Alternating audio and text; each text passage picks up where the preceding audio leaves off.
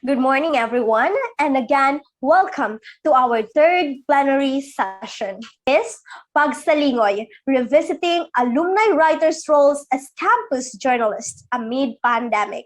With today's theme, effective literary and creative writing for young professionals. I think we are all geared for today's webinar, and our participants are all eager to meet our resource speaker. So, may I call in Archie A. Perpetua, the editor-in-chief of the College Artisans Bulletin, to introduce our speaker for today. Today is born in Tinamba, Camarines Sur, and obtained Bachelor of Arts major in Literature at Ateneo de Naga in 1996. After winning writing fellowship in IAS, Iligan, and Siliman, all co-sponsored by the National Commission for Culture and Arts, he launched Anayo, a collection of Bicol poetry in Legazpi City in 2012.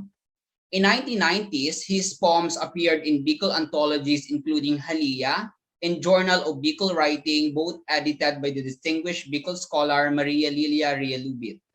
Then, his works also appeared in Maharang, Mahamis na Literatura sa mga Tataramo na Bicol, and Sagurong, Sanggatos na kontemporaryong rawit-dawit sa manlain-lain na Tataramon Bicol, and the Susug Salog, the Naga River Arts and Culture Initiative Manual for K-12 teachers.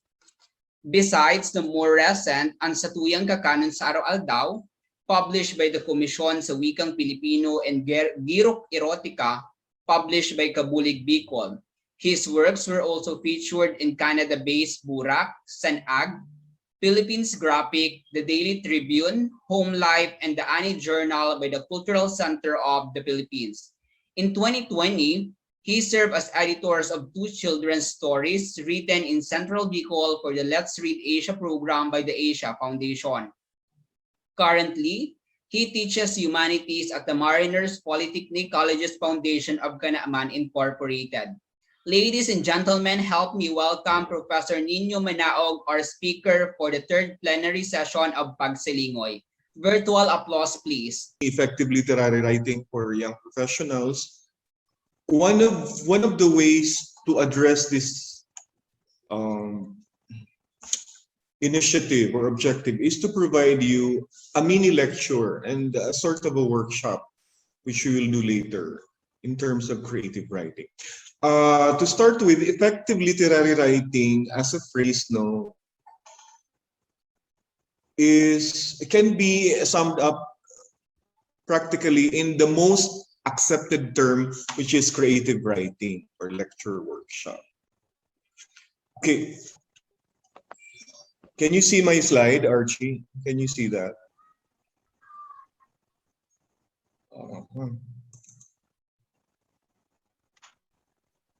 Medyo malabo po, sir. And see it po. Okay. So yeah, but when I present this one, I thought I'm the co-host. So can I also share at the same time? Ayan. Can you now see it?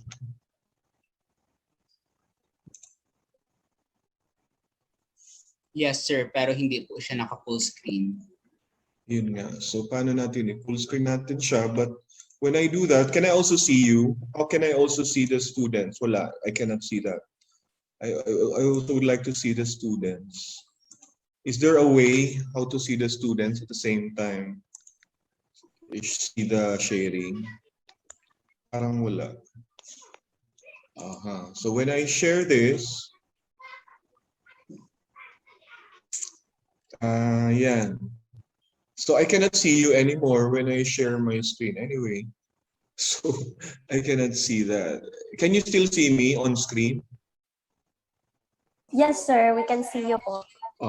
So when I share myself, my slides now, it becomes full screen to me. So I don't have other. I can use the other.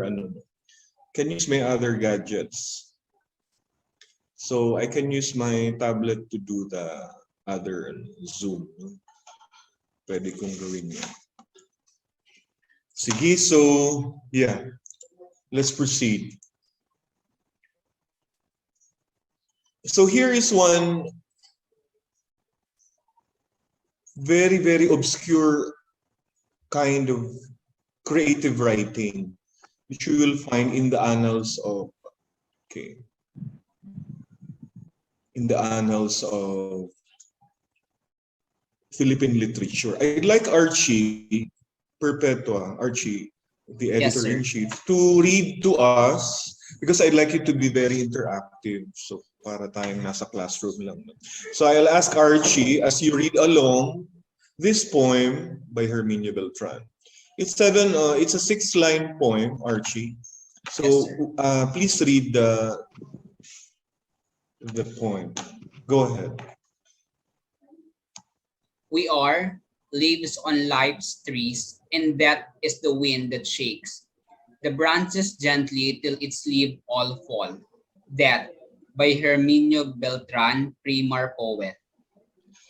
Okay, so you might be very shocked. Ano ba to? Umaga, death agad-agad. So whenever I think of creative writing, this kind of poem I encountered when I was in college, like your age.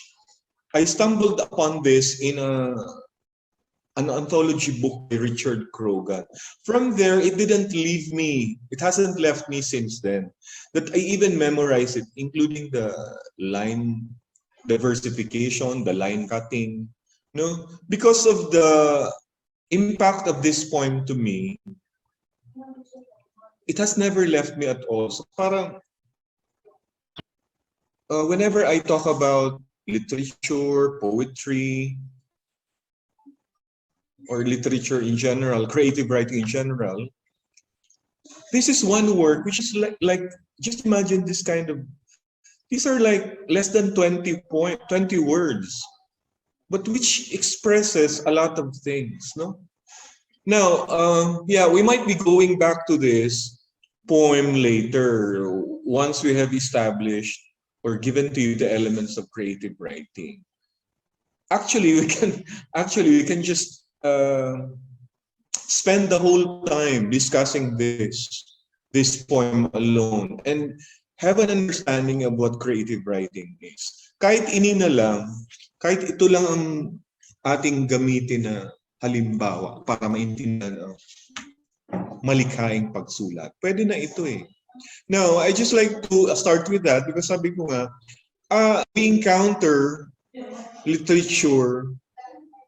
That was my experience in a way. So, hindi ko na siya nalimutan. Ibig sabihin, effective ito. So, babalikan ko yung gamit na effective literary writing.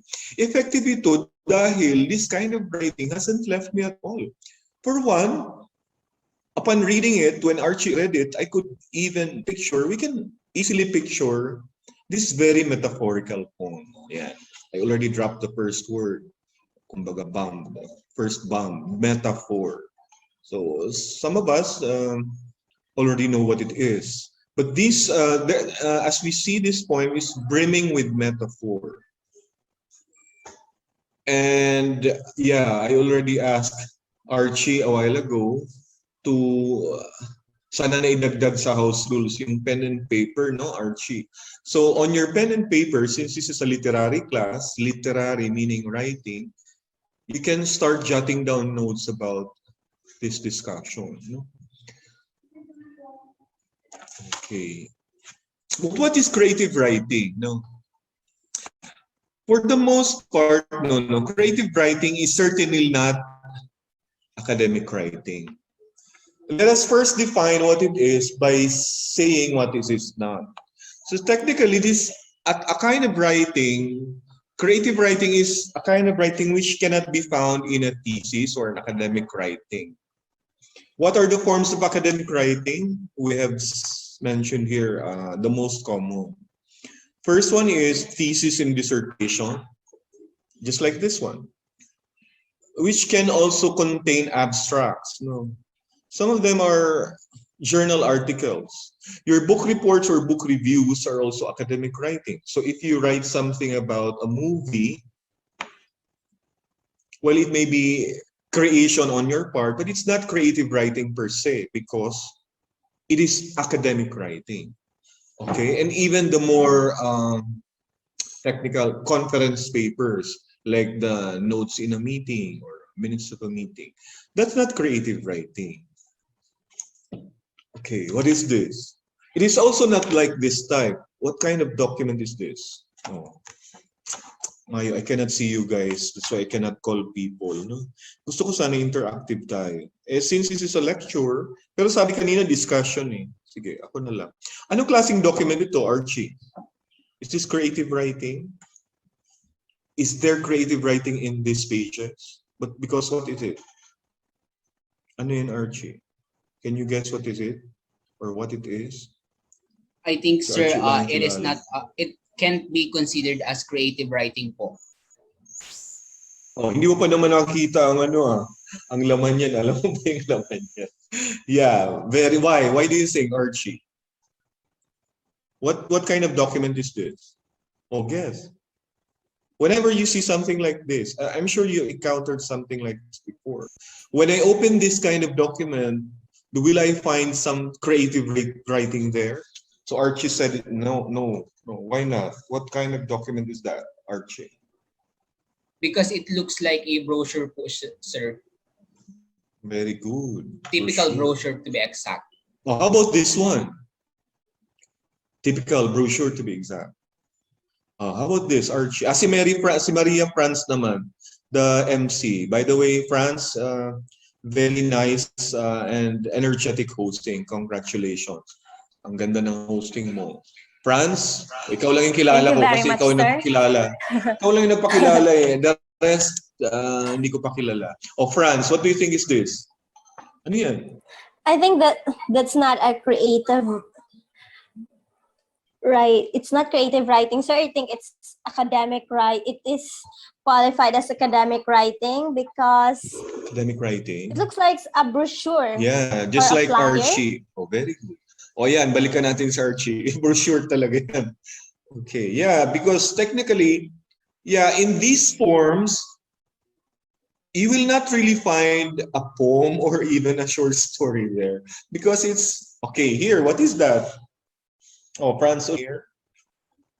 Remember, we are defining creative writing by looking at what it is not. Oh, ano to? Klaro I naman think kung ano yun. we cannot find any creative writings in there because as it says on the cover, it is an employee manual. I think Very it good. consists only of the rules or things about employees of a certain Yes. company. Very or good. organization. Or policies and procedures and steps, no? Even guidelines. Very good, Franz. Yeah, how about this one? Oh, ano na yan? Dami-dami. Ang kulit. What kind of document or writing is this? Can you guess again, Archie? I cannot see the other participants. 60 kayo pero dalawa yung natatawag ko kasi hindi ko nga makita ang iba. If I ever, sige, maghahanap ako sa tablet ng Zoom. Okay, what kind of document is this? Again, this is not creative writing because this is what you call, Franz, technical writing. One of which, or the ones highlighted are, the first one is an annual report. No? Here. So do not expect that there's some creative writing in there. Although you may say, sir, there's so much creativity. Because this, by the way, boys and girls, ladies and gentlemen, I mean, this is another annual report. Oh, there's so much creativity here. Annual report pala ito, yung sabing brochure kanina ni Franz. Oh, now you're given an idea how to produce an annual report. This is an actual annual report. It's like a pop-up, no? Okay, certainly creative writing is not like this. That's the whole point. Certainly you can find some creative writing in software installation guides or even in user manuals like this one. So, ibig sabihin, ibang klaseng animal, kumbaga, ang creative writing. Hindi ka pupunta sa manual at maghahanap ng tula. Parang ganun. Although, of course, interestingly, a creative work can assume the form of these things. You know what I mean? Baliktad. Pwedeng gawin mo nga itong ano eh. Gawin mong sa manual, makakuha ka ng mismong literary work. Ganun ang parang irony nga dyan sa literature. Diba? Pwede kang makakuha ng something very literary and inspiring in a rather mundane object like this one. So I've just given you two examples of what creative writing is not. No? First one, again, is academic writing, just like we use our thesis, no? And dissertation, hindi yan. So kung mga thesis yan, hindi creative writing dyan. Hindi ka pwede dyan magtalinghaga, magmatulain. Dito naman, you cannot just be, because this is plain technical writing. How about this one? What kind of writing is this? Oh, volunteer. Say your name and... Kasi wala akong makita talaga sa Zoom. Sandali. Anyone from Sipocot? O yung BEAD na freshman. Ayan. Volunteer. What kind of writing is this? Can you tell us what it is? O si Archie na lang kasi nahihiya yung iba. Archie, can you guess what is this? Is this creative writing? No, sir. That is only a magazine po. Oh, walang creative writing dyan. Are you sure? Allah. Oh, magazines. Wala, okay. How about this one? Or Mary France. Si France na ulit. France, are you still there? O anong Yes, klaseng sir. writing? Is there creative writing there? Yes, sir. Sometimes newspaper has comic section. Yeah. Very good. Very good guess. But then again, I'd like to digress. I'd like to not agree with you on some part. Because generally, these are newspapers and these are magazines, both of which are called, how do you call that kind of writing? Napaisip ko lang kayo para naman hindi kayo matulog. Anong klase ng writing sa media? Anong tawag sa ganun? Is it creative writing? Of course not. What kind? How do you call this one? Sir, nag-raise iba po ng yan. hand si Miss Frila. Hindi ko nga nakikita. Yun nga ang naalala ko eh. Sandali. Mag-log in ako. I'm using another tablet. Doon ko kitingnan yung mga tao. I'm really sorry because I'm just using a laptop. I'm not sure when I share the screen, nawawala kayo lahat. That's why I cannot really acknowledge the participation. Please wait. I'm accessing it now. Sana may ano na yun, may sagot na yung classmate nyo. Okay, anyway, this kind of writing is what you call journalism, no? As in journal, from the word diurna, as in daily. Di ba usually newspapers are daily, it tells about the daily life, even feature stories tell about the common daily life, etc., etc. Yun ang ibig sabihin ng journalistic writing. Hindi yan yung journal na may journal. No. The journal there comes from the idea that it's daily or day-to-day basis, or common life of human beings.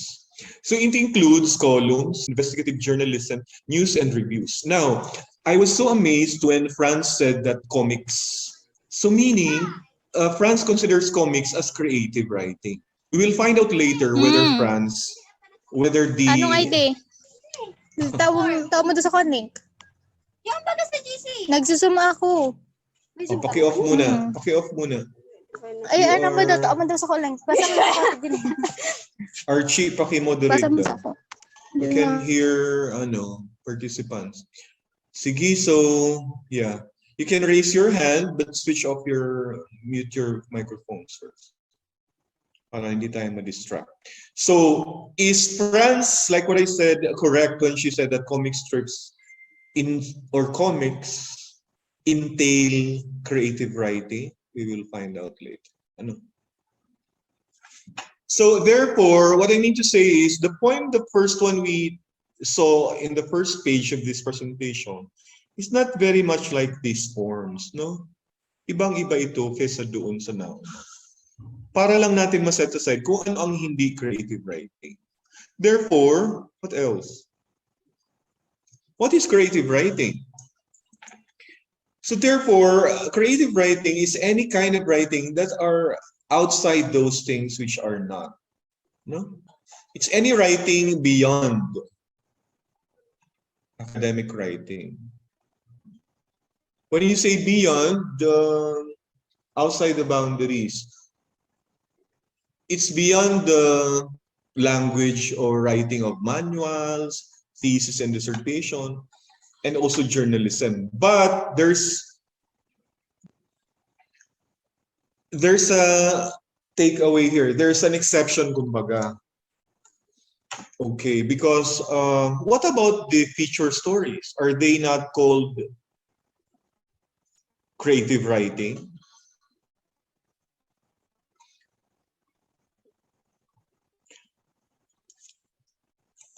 For your information, one of the exceptions in journalistic writing is what you call feature stories. To some people, feature stories are a part of the very, very big genre called creative nonfiction. Because if you will notice, yung mga lathalain na sinusulat ninyo, yung mga pinapanalunan nyo sa mga press con dati na mga lathalain, feature writing, first place, hourglass, format, may ganun, di ba? Or yung isa, ano nga yun? Hindi hourglass. There are many structures in stories, like Wall Street formula, mga ganun. They are called already creative writing because they are focused on narrative, may kwento, and they also use character development. We will discuss these two highlighted phrases later. So in other words, ang exception dun sa mga journalistic writing na masasabi natin creative writing, yung mga lathalain. Kasi meron na silang kwento which are peopled already by characters. Okay, let's go back. Therefore, creative writing is any writing which can be characterized by its four elements. Number one is character development. Number two is narrative craft. Merong disiplina sa pagsisiwalat o pagkikwento. Hindi lang siya yung nagkwento, okay na. May narrative craft, ibig sabihin pinag-aaralan kung paano magkwento. Kaya dyan nangyayari ang creation. Kaya sinabi na malikhain because everything has to be disciplined. It has to come from a system of things. Hindi pwedeng nag-istorya ka lang. Iyon na. That's why, di ba, when you tell a story from a movie to a friend and then you even jumble the parts, no, bad trip siya. Ano na nga nangyari? So, when that happens, it's because the narratology or the narrative structure might be confusing to him or her.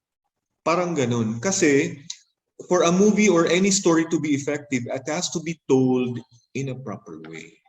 Hindi pwedeng nagkwento ka lang, yun na. Although, may I tell you guys, in postmodern literature na tinatawag, so nasabing postmodern na tinatawag, ang narrative o ang pagkikwento, minsan hindi na yung chronological. Hindi yung dapat pasunod-sunod dyan. Sa postmodern din, hindi yung usual na nangyayari. Nagaganap sa mga tunay na buhay. Ano na yun? Boring na yun sa postmodern. Kaya pag sinabi mong narrative, hindi lang yan magsa-center sa from A to B. Anong unang nangyari, sunod na nangyari. In postmodern stories or fiction, di ba, may mga kwento tayo na may mga flashback, may mga analeptic na tinatawag, yung anachronistic. Yung parang iba-iba yung mga nangyari, nauna na dapat ito, basta reordered and even disordered ang mga pangyayari. Number three is traditions of poetry and poetics. Ayan, yan ang mabigat na usapin dito. Pag sinabing creative writing, may talinghaga dyan. May pagtutula dyan.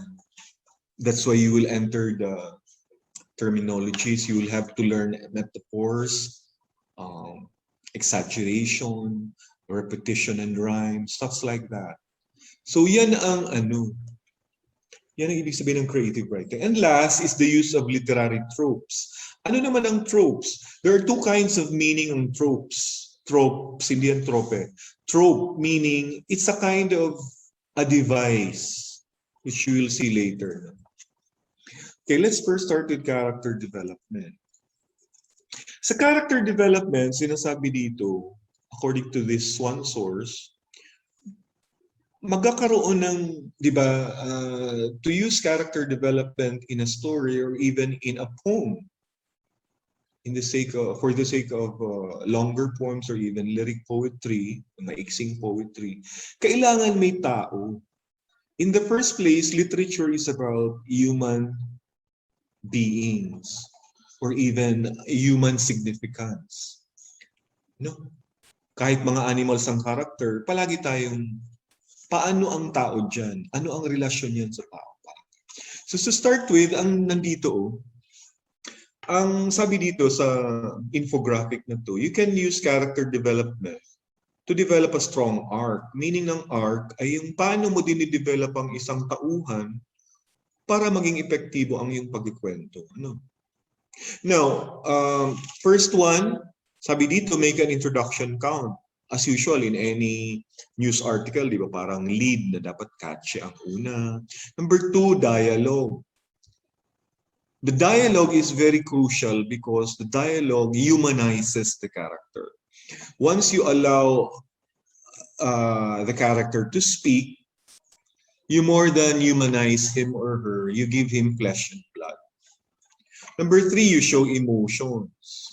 So pwedeng sa mismong ginagawa niya, sa kwento mo, mangyayari yun. Ipapangyari mo na may ganun. Number 4, I will be reading to you kasi baka ang lit na dito. Give hurdles. So yung conflict. Familiar na tayo na sa pag may kwento, kailangan may tunggalian or conflict or suliranin or problema. 5, sabi dito sa tips lang naman to, create turns. Merong kailangan may nangyayari na pwedeng may twist, pwedeng wala, pwedeng may nangyari, pwedeng may mga mangyari sa character mo. And then add perspectives and create profile. These are steps in order to give full characterization to your protagonists and antagonists. Ang protagonist yung bida, antagonist naman yung villain. Now, we will be looking at the first example. Mas maganda dito may example eh. Tingnan muna natin yung kay Now, if you will, okay, sharing has stopped. Ano yan? Okay. Naputol ba ang sharing ko, Archie? Yes po, Stop sir. daw. Oh, sige, just bear with me, please. Okay. Let's go to an example of a story immediately, no? So, kanina may tula. At titingnan natin kung paano gawin yun. And ngayon naman, titingin tayo sa pinaka-popular kind of story today, which is flash fiction. For the purposes of lecture, we will not be looking at short stories. In the first place, we don't have the luxury of time. Kaya siguro sa tingin ko na-invento ang flash fiction. Yung mga quickie stories na tinatawag. Ayan. So, based on the first characteristics of creative writing, which we gave you, let us look at a certain example, a very familiar author. Some of you here may have his book already.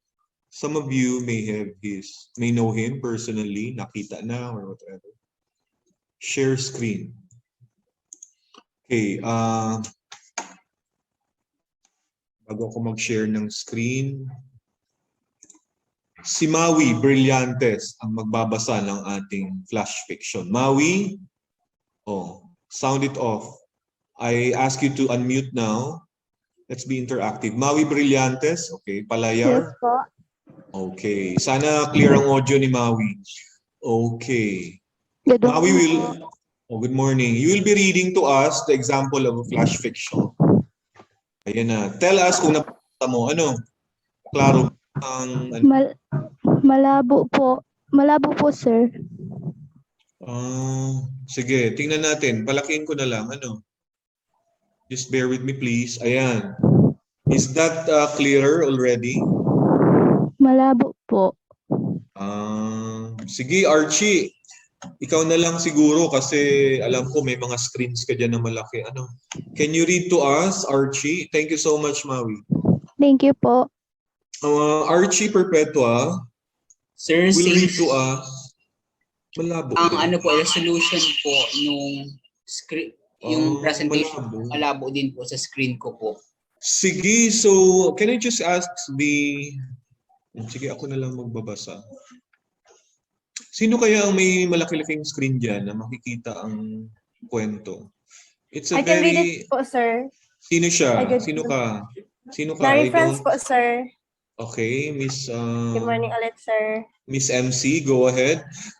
Miss MC will read the flash fiction by...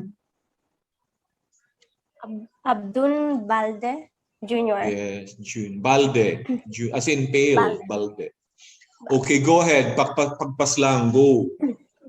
Pagpaslang ni Abdul Balde Jr. Paglabas ng banyo, suot ang bathrobe, ay agad niyang nakita, tulad ng inaasahan, ang silencer sa dulo ng Magnum 357 nakatuon sa kanya. Trabaho lang, walang personalan, sabi ng may baril. Magkano man ang bayad sa'yo, dodoblehin ko. Pwede, pero 50% down at ngayon na. Pinasok niya ang malawak na silid. Nakabuntol ang may baril. Nakabuntot. Nakabuntot. Nakabuntot. I'm sorry, sir. Nakabuntot, Go right? ahead. It's Nakabuntot ang may baril. Binuksan niya ang pantay-taong bolt. Very good. Sabay sa akmang pagpasok niya sa bolt ang mga putok. Pop, Pop. pop, pop. Lugmok siya sa sahig. Hurricane. Di Very dapat good. mag-negotiate sa may baril. Tinatanggal ng may baril ang silencer nang bumalikwas ang Ang nakalugmok. nakalugmok. Saglit na nalantad sa bumukas na bathrobe ang pangilalim na Kevlar. Isinara ang pinto ng vault. Okay. Bago nakakilos ang may-ari ng may-ari, Ang bago may baril, nakakilos ang may baril, ay kumalansing ang nahugot na firing pin. Kasunod ang kalabog sa sahig ng hand grenade. ng hand grenade. How many words nandito nakalagay? How many words yan? 133 words. Sir. Okay, thank you so much to Mary Franz. So nagbasa si Mary Franz ng halimbawa ng flash fiction. Iyan ay matagpuan sa 100 Kislap ni June Balde or Abdon Balde. Taga-Albay siya. Sikat siyang fictionist ngunyan sa Bicol. You see his picture, right? Ayan. Para siyang Shaolin King. May Chinese root si Manoy June Balde. Ang tawag dyan ay flash fiction. Why is it flash fiction? In a flash, you will be given or presented a slice of life. And presupposing that all the elements of short story are there. No. Now, the flash fiction must have come from or inspired by 6-word stories. Naalala niyo yung mga 6-word stories? Are you familiar with 6-word stories? Anyone? Oh, ayan. I will give you 6-word stories. Sa 6-word stories, ngunyan baga, ngayong panahon, di ba, lahat na ngayon ay Twitter Twitter culture na. Everything can be summed up in one's hashtag or even in 130 posts. Okay. The flash fiction as a genre or a form or a kind of writing, a type of creative work, has become popular. No? So, sabi nga nila, pwede ka dapat, kumbaga, in 6-word stories, which I'll ask you again to read now, the 6-word stories reflect already or imply the conflict, the characters. I'm just amazed by these 6-word stories, which we will find online, because leaves you to be very creative, no? Oh, let's just look at samples of 6-word stories we can find online. Later, I can ask you as a writing prompt to do these things for the workshop, no? Si Maui. Maui, can you read? Nababasa mo yun, Maui? Brillantes. Read the 3 examples here. 6-word stories yan eh. Ano ba? Yes po. Number 7, read. Number 7, he left and then I flew. Okay, so he left and then I flew. 6 words, 1, 2, 3, 4, 5, 6. The challenge of 6-word stories is to really be creative. Ano kaya yan? Sino ba yung he? And bakit siya umalis? And then ano ba tong flew? Ano ba siya? Fantasy ba ito? So ang dami-daming pwedeng gawin sa 6-word stories. Sa 6-word stories kasi parang ano siya, ang mismong gagawa ng kwento yung nagbasa. Di ba? Hindi mismo yung nagsulat. Kasi you are the one to create sino yung he, ano nang left niyo. Kasi everything is very brief. Everything is given to any interpretation. Is that clear, Maui? So pwede ang character dito, Yes po. ibon. O, ikaw yung nagano. Pwede naman ang flu, aswang. Pwede namang flu, ano to? Ano yata to? Animal stories. Pwede ring hindi. Kasi pwedeng, ang he, yung ano niya, kasintahan. Ang flu, yun yung manananggal na umibig sa ano, tao. So ang ganda-ganda ng 6-word stories. It's really creative in the sense that the creation extends from the writer of the story, of the 6 words, to the reader himself. Diba? Ang nagbabasa nito, can you see, nakikita niyo ang magic dyan? Ganda, no? Ikaw yung gagawa ng kwento talaga. How creative is this? Number 8, Maui. Yan. I remember tomorrow, but not yesterday. O, diba? Pwedeng linya lang yan ng isa ni Vilma Santos kay ano, kay Christopher De Leon. Or ni Maine Mendoza kay Alden Richards, whatever. Sinubugay ng mainit na love team. Si Julia Montes saka si Coco Martin. Coco Martin ba?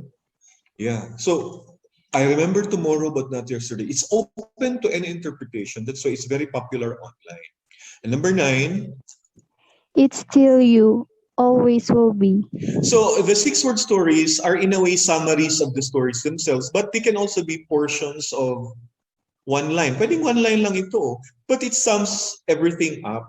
Ano ba itong it's still you, always will be? So, meaning, ano ba ito?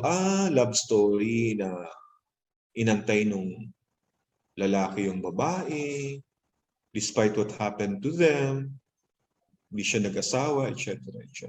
How creative. Let's look for more. Para when I ask you to write 6-word stories later, you'll have more familiarity. Archie, read the next one, please. Number 16. Archie Perpetua, you're with us still. Number 16, being pretty is not your job. Sige, Archie, ano kaya ang kwento kung may kwentong ito? What is the story about sa number 16 na to? Be creative. Ikaw yung gagawa ng kwento, di ba? Ang tawag dito, writing prompt. Parang ikaw talaga ang gagawa ng story. Ito lang yung parang guide mo. Ano kaya ito? Tungkol saan ito, Archie? Give me the character briefly. And then ano ang conflict dito? Diba ang story kasi, conflict lang naman, character, conflict, resolution. Or even not even resolution. Character and conflict lang, meron ka ng kwento. O in your case, I'd like you to... Ano ang kwento ito? Mahirap, Archie, di ba? Ano ba? If I were to create a story using the 6-word story po, sir, it will be about just a beauty pageant po, sir. And then, what happened? Sino yung character? Being pretty is not your job. Ano yung ibig sabihin niya? Di ba parang confusing, no? Parang it asks you for more. Ano ba to? Tungkol ba to sa isang vain na babae na nagparitoke and all? Yes po, sir. And then, anong conflict? It's okay. It's just an exercise. Do not strain yourself too much. I'm asking everyone to do the same thing. Ano kaya, if you were to tell the story, anong character and conflict dito? Parang mahirap, no? Number 16. It's more challenging. How about this one, 17? Ikaw, Archie. Oh, basahin. Alone and lost. Alone and lost, she became strong. I think it's easy. Oh, sino ba yan? Si ano ba yan? Mara Clara. Si ano, yun. Di ba? Alone and lost. Kung parang magdusa ka ni Dina Bonnevie.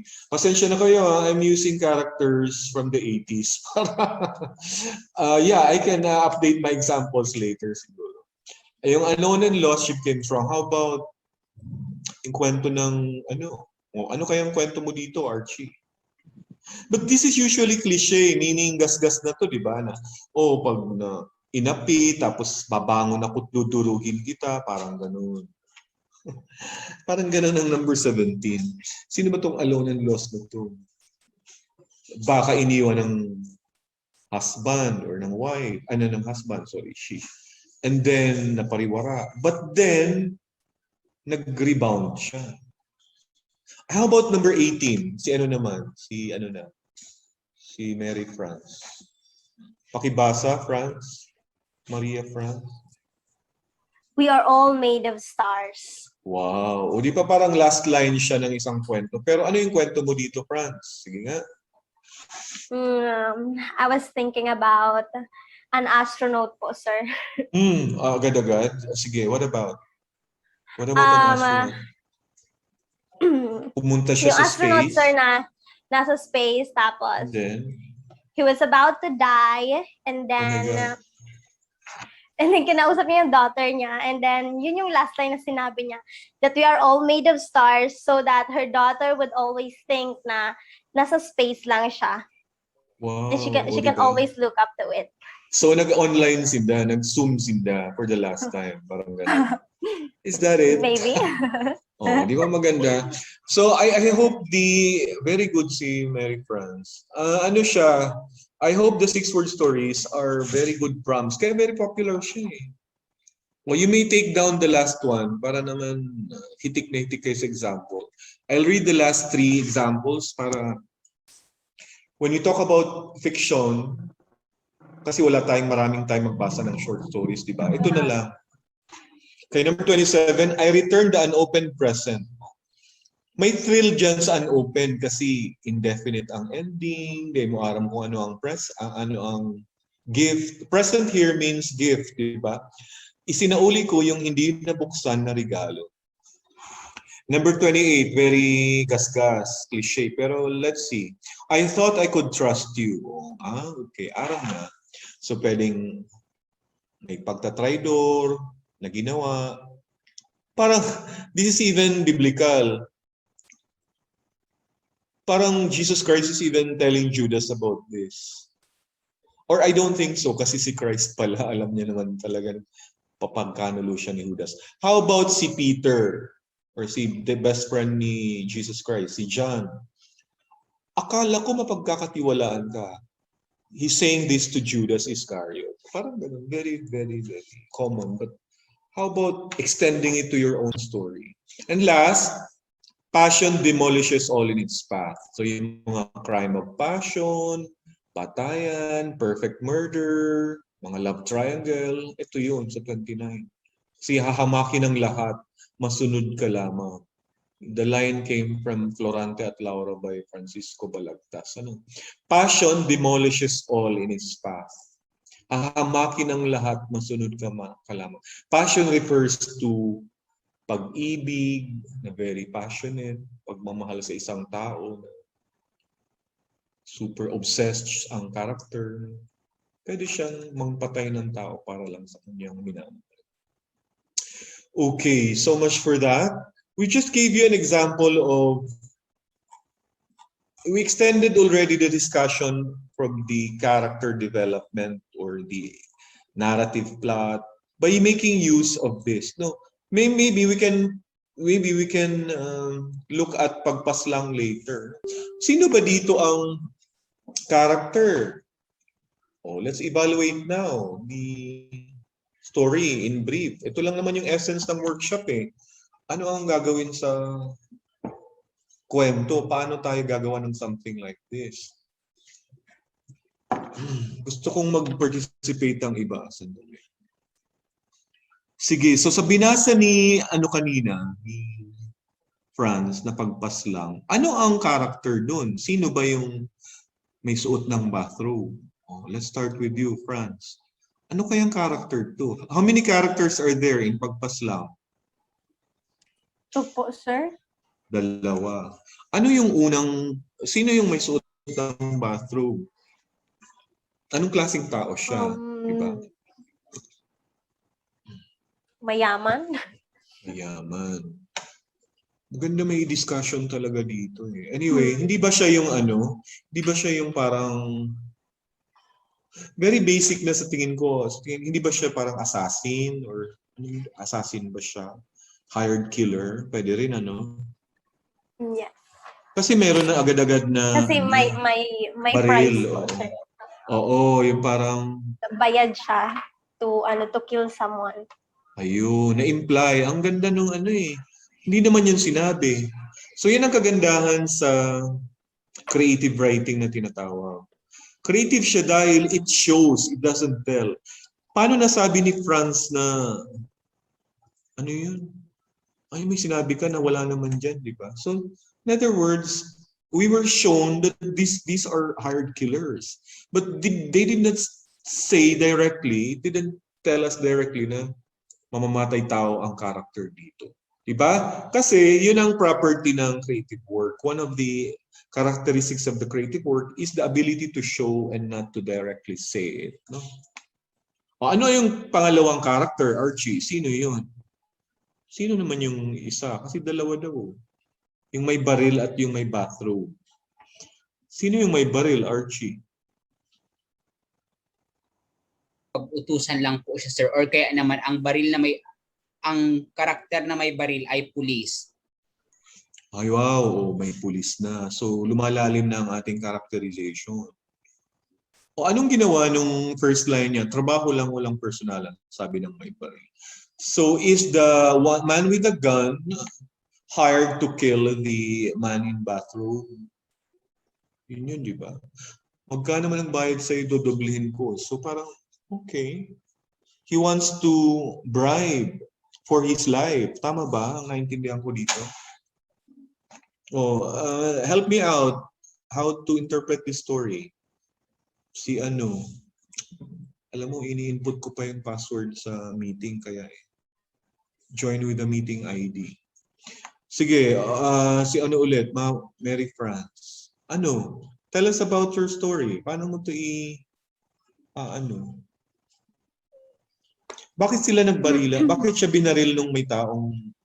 Bakit siya binaril pala?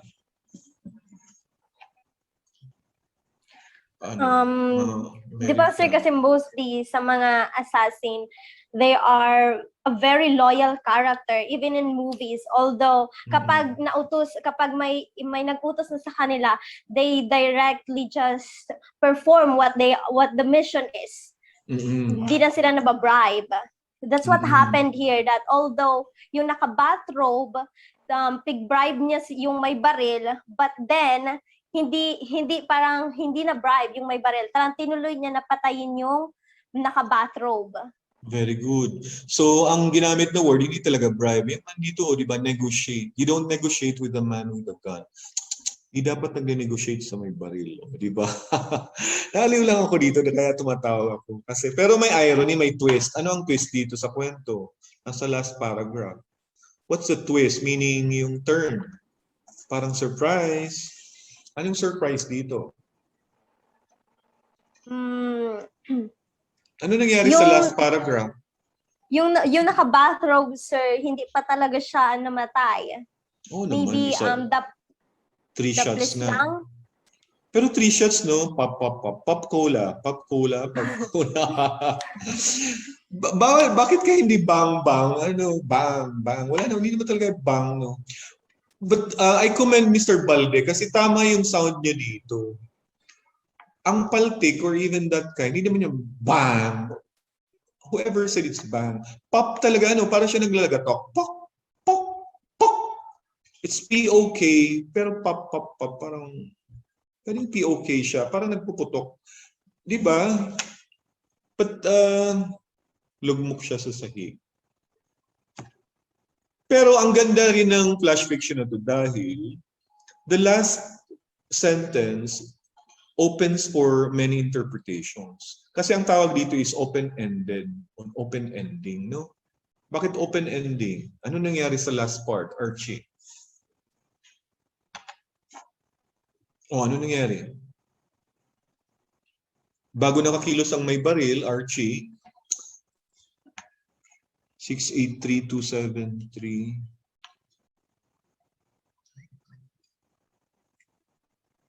Nakakasunod ko, Archie. 27. Si ano naman, si Maui. Baka may idea siya. 24422. Ma-join. Makikita ko na yata kayo. Sandali. Kasunod ang kalabog sa sahig ng hand grenade. Ano ibig sabihin ng linyang ito? Maria France.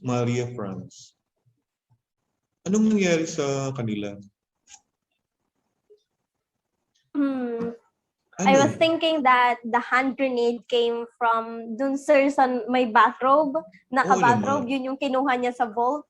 Oo naman. Pero sa open to interpretation na, bakit may bathrobe agad-agad? May bathrobe. Pwedeng idebatihan yan. Pero pwede na, acceptable na sa akin. Bago nakakilos ang may baril, ay kumalansing ang nahugot na firing pin. Kasunod ang kalabog. Pwede rin sa kanya nang galing, di ba? Ayan o. Sino kaya ang may granada dito? Kanino galing? Kanino galing?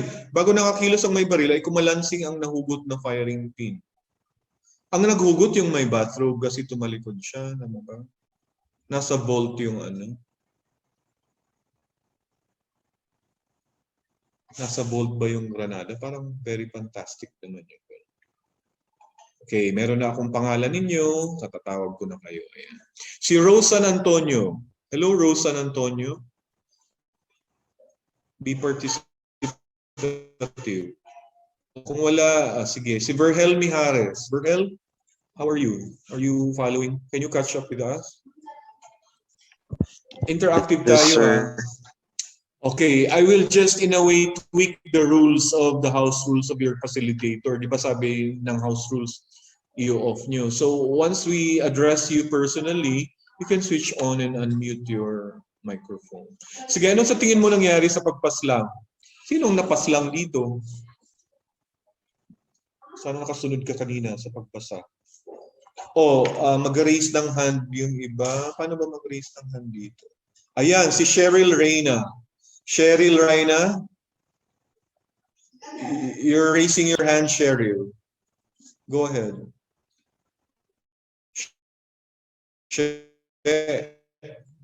Reyna, would you like to say something? Okay.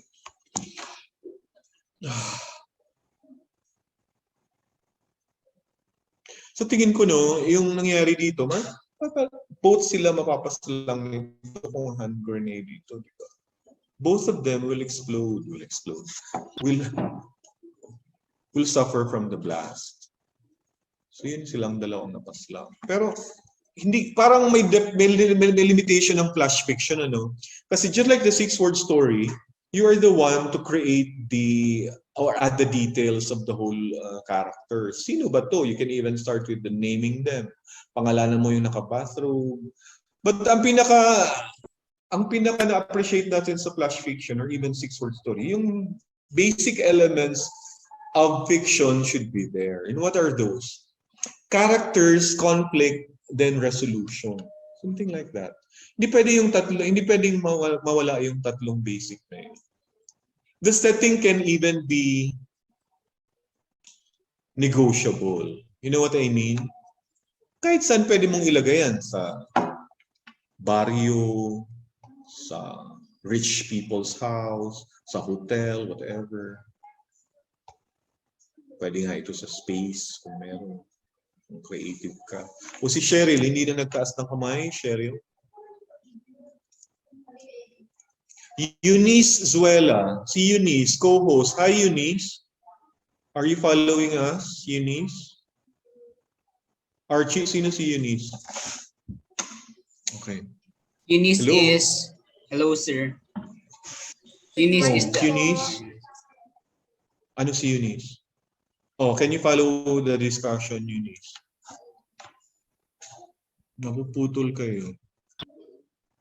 Just tell me if I'm being choppy. Ano? Kasi mahirap naman. Ganun ang ano natin, no? Okay, so let's look for more examples, no? Since andito na rin tayo sa ayan, daming pwedeng i-discuss.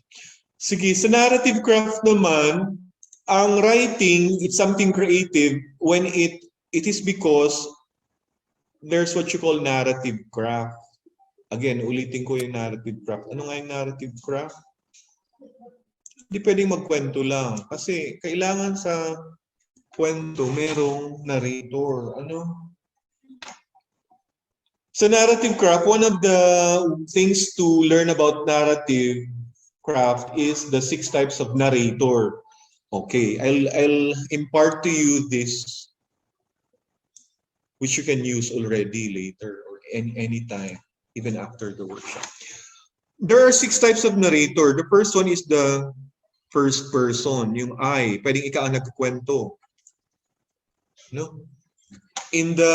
For example, yung ang dami kong kwento eh. Ang examples dito yung, di ba usually sa maalaala mo kaya ng mga episodes, yan ang first person. Dear Ate Charo, ako ito, ako ito, ako ito. That's the first person narrator. No? Masyadong common yan. It's also evident in classical works of literature. Si Dante, sa Inferno niya. Ano nangyari kay Dante? Italian literature naman to. Ang first niya naman, nag-narrate siya kung paano siya nag-descend into the depths of hell. Pumunta siya sa infierno. Nakita niya doon ng mga iba-ibang klase ng mga sinners, mga politiko nandun. Pero ito totally in a first-person point of view. Ang simula niya noon, when I was 40 years old daw, in the middle of life daw, pumunta siya sa isang forest, natagpuan niya yung sarili sa forest, tapos yung pala, papunta na pala yun sa impyerno. First person ng tawag siya. Ang second person naman, very, very rare. Hindi ito ginagamit sa karamihan. Kung gamitin man, kasi ang second person, mas practical yan gamitin dun sa mga manual, di ba yung mga pag-unbox yun ng cellphone yung second person yan, di ba? First, unbox the product. Second, do this, do that. Yun ang second person. Yung ina-address mo yung ikaw. No? First and second, pwede yan gamitin sabay. No? Kasi I is also you. Pero ang first person, pwede rin walang you. You don't just address the reader.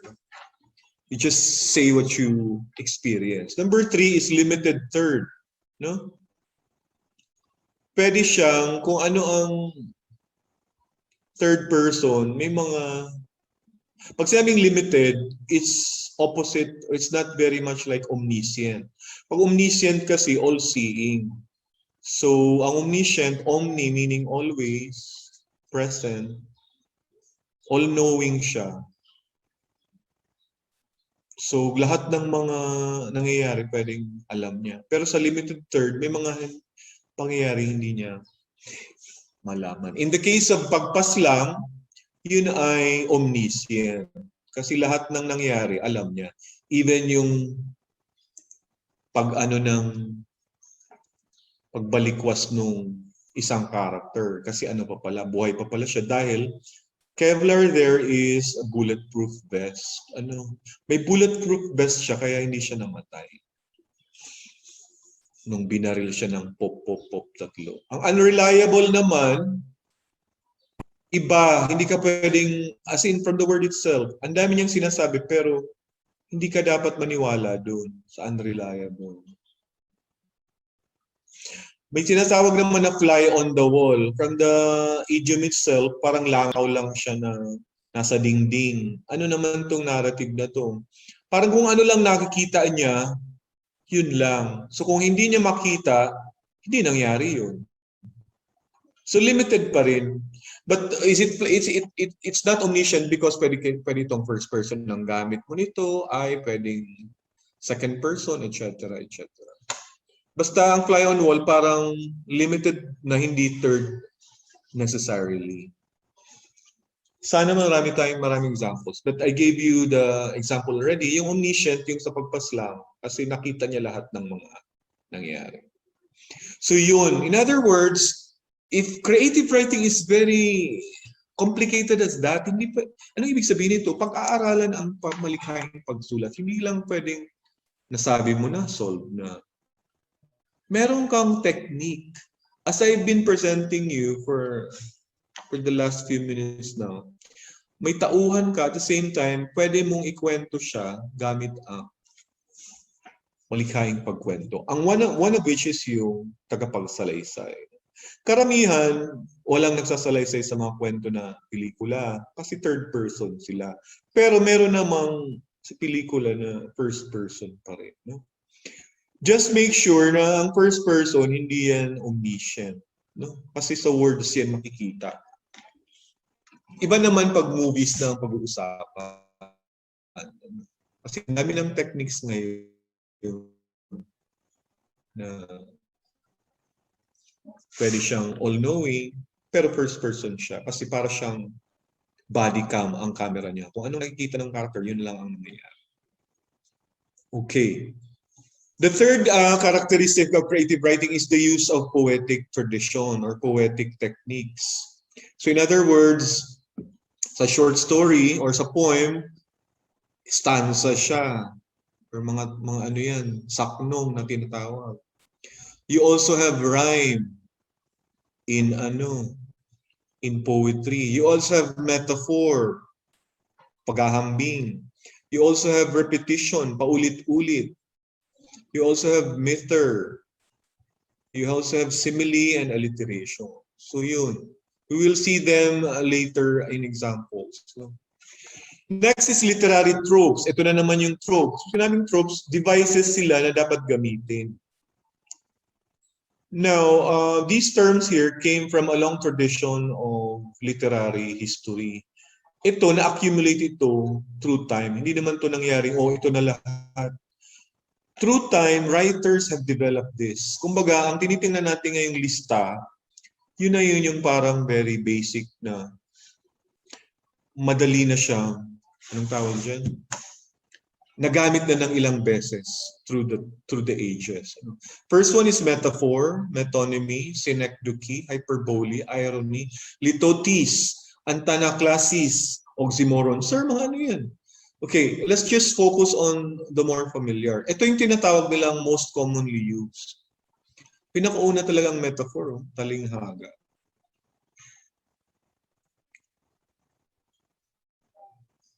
Ang metaphor is substitutes an attribute or thing for that thing's proper name. For example, ang example niyan, tingnan nyo.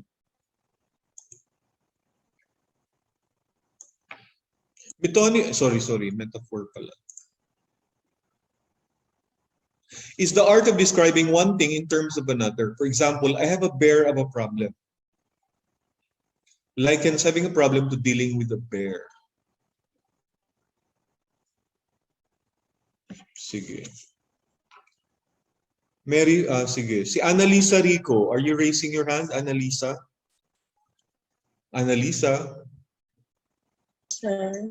Kanina po yun, sir. Okay. Sana, sir, sa pagpas lang, sir. I am very interested with that story. Kaso hindi ata napansin yung pag-post. Ay, sorry. Sige. Ikaw Share na rin. sana ako, sir, about the end of the story. Sige. Yung parang, Go ahead. Go ahead. siguro, sir, for me, yung sa character, sir, since na-omniscient talaga siya, hindi namatay yung may bathrobe. Kasi, parang, sir, feeling ko, prepared siya sa mangyayari. Kasi, di ba, Galing. naka-bathrobe siya. Nag-prepare siya ng Kevlar. So, nung Wow. tinamaan siya, yung tatlong putok na yun, meaning hindi siya natamaan, kaya buhay siya. Then, dun sa word Galing. na sinara daw yung bolt, parang feeling ko, yung namatay lang, yung papatay sana, siya yung namatay at the end of the story. Kasi, sinabi doon na isinara daw yung bolt. Tapos, yung firing pin, feeling ko, siya na lang yung nandoon, mag-isa sa bolt. Then, wala doon yung naka-bathrobe. Kaya yun yung nabuhay. Ang at galing. natapos So yung ng vault, yun yung parang panic room niya. Parang survival, ano niya yun, fallout shelter, parang ganun. Ang galing na interpretation mo. Sige, tama yun.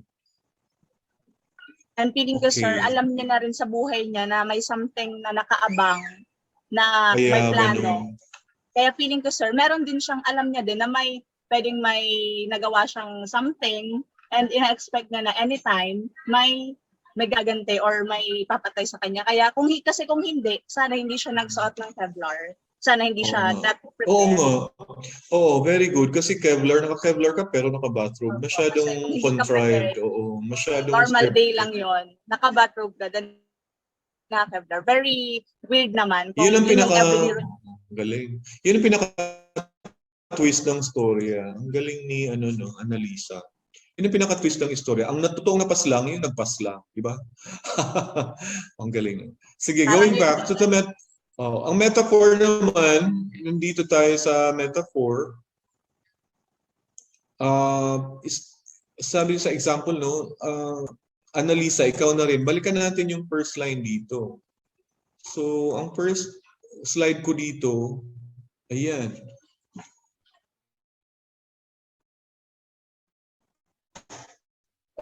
Can you see the words being compared? Ano kaya ang kinukompare dito sa poem na ito, Annalisa?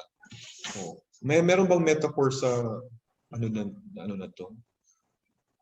Ano ang kinukompare dito? Kasi sabi is the art of substituting things for another, ang metaphor. So from this poem alone, what are the things being compared to another feeling ko, thing? sir, yung or lives entities? and then the life. Okay, what And about? feeling ko, What on about? this poem naman, sir, parang it's about death and they consider death as a normal thing. Parang normal siyang nangyayari. Like yung puno, yung mga dahon nahuhulog. And then it as a normal thing na mangyari. It is like death na kahit anong gawin mo, kapag namatay yung isang tao, pwede kang umiyak, pwede kang malungkot, but you need to remember that it is a normal thing to happen. Just like the leaves na nahuhulog sa puno. Parang ganun for me. Yeah, so going back to the question, you interpreted the poem already, that's good. But what are the things being compared here sa tingin mo? Tama ka na-interpret mo na nga eh. So ano ang nako-compare dito? Ano daw ang mga we? Ayan, nandyan baga, we are leaves. Ano yung we? Sorry, sir. Ano yung we? Sino yung mga we na dito? Sinasabi dito? Tayo po Sino ba mismo, yung sir. mga tao? Ano? Opo, mga tao mismo, sir. Ano daw Parang lahat daw tayo, sir. Para tayong mga dahon sa puno. Pero feeling ko, sir, parang lahat tayo mawawala. Feeling ko lahat tayo lalagas. Meaning, lahat tayo mahuhulog. Parang lahat tayo mawawala. And it's a normal thing for me. Very good. Very good. Only that, ang metaphor, Annalisa, hindi na siya parang. Kasi pag sinabing metaphor, direkta na siya. Yes, Kasi sir. sabi dito, can you read it again? The first line? The whole thing again. Basahin mo. We are lives on life's tree, and death is the wind that shakes the branches gently till its leaves all fall. Tamang-tama yung interpretation ng Annalisa only because this is a single sentence. Isang poem lang, isang sentence lang tong poem na to, di ba? Ayan, parang kang nagbasa lang ng isang sentence. Na tayo ay mga dahon, hindi parang mga dahon. Tayo ay mga dahon. Once you do that, you are directly using metaphor. Ano tayo? Tayo ay dahon. Tapos ang buhay ay ang kahoy. Tapos ay ang kamatayan naman ay ang hangin. And then everything happens in the last three lines. Yun yung sinabi ni Annalisa. One day we will die and just like leaves wither and fall. So yan ang halimbawa ng metaphor. Kaya siya naging effective para sa akin kasi kitang-kita ko ang paghahambing. Ako agad-agad yung dahon. Di ba you remember what I said? Why this poem had an imprint on me? Because of this very, very basic, plain comparison of me being a member of humanity. Diba? Sabi nga ni Annalisa, yan, mamamatay lahat. Kaya, very powerful sa akin yung ganitong poem. Kaya tumatak siya. Kasi may image na nangyari. Sa metaphor kasi daw, forgive me, sa metaphor, nag-fuse ang dalawang images pag ganun eh. Ikaw na yung leaves. So parang, okay. Not like simile. By the way, for the purpose of everyone, ang simile is also a metaphor. Ang pagkakaiba lang nila, may like lang or as. May parang lang ang simile. But simile is just a metaphor. Parang mas bigger ang term na metaphor. Metaphor can be a simile, but simile is always a metaphor. Parang gano'n. Do you get the point? Kasi baka ang iba, ano ba yung simile? A metaphor that is made explicit with like or as is called a simile. So, kanina, na-confuse si Annalisa, sabi niyang parang, when in fact, it's a direct comparison. Ang metonymy naman, pag nagsabi kang, yung Malacanang, you refer to Duterte, parang gano'n. Yun ang ibig sabihin ng metonymy. Or halimbawa, because you substitute an attribute of a thing for the thing's proper name. I don't know,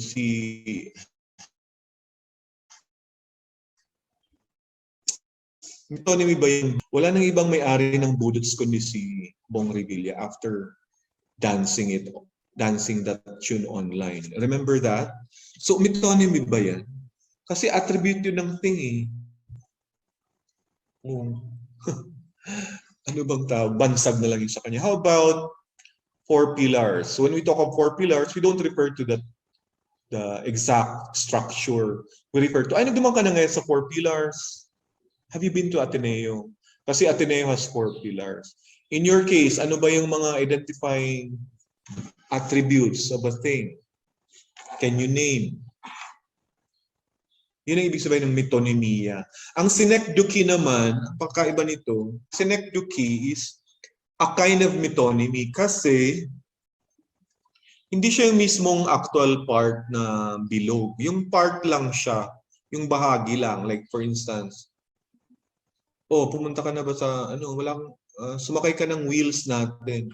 Ang wheels refers to the car, no? Not necessarily you said, may car ba tayo para mag-outing? Oo, may wheels tayo dyan. Yun ang tawag sa synecdoche. Once you make use of these tropes, you are being figurative. Yun ang ibig sabihin ng literary tropes. Another kind which can use is irony o yung kabalintunaan. Irony involves a statement that has a literal meaning that is at odds with the underlying meaning. An example dito ay, we had to destroy the village in order to save it. Parang, wawasakin muna natin ang barangay para maligtas natin to. So, parang kabaligtaran yun. Paano mawawasak? Paano masisave ang winasak? Or in the case of Wolverine, nag-X-Men ba dito? Sino ba may X-Men?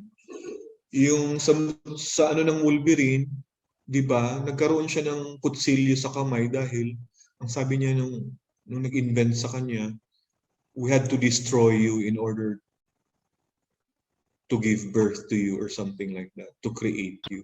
Kasi ang linagay sa kanya, adamantium, di ba? Ginawa siyang experiment, linagyan siya ng metal, he was destroyed in order to resurrect him. So yung ganun, irony din yun. Di ba? So you see the image of Wolverine being killed but actually subjected to a laboratory in which his bones, his whole system was embedded with the adamantium. Fictitious naman yung metal na adamantium. From the word adamant. Kasi ang personality ni Wolverine, adamant siya, di ba? As a wolf, siya, maisog, makulit, and he's always aggressive and a killer machine. Kaya ganun. So may irony doon. We had to destroy you first in order to give you life or something like that. Ang litotis naman, data aram na yaon yan, pero nagagamit pala niyan. May nagsabi, bawa ka man daw magayon ng maray. Kumusta ngaya si illusion mo? Ay, mabuot ngaya. Garo euphemistic, nahabo mo ngayon masabi na dahil siya magayon, pero sinabi mo, mabuot ngaya. But when you say litotes, you're not wrong is a way of saying you're right. Ninegate mo lang, but using the other opposite, no? Double negatives pati siya.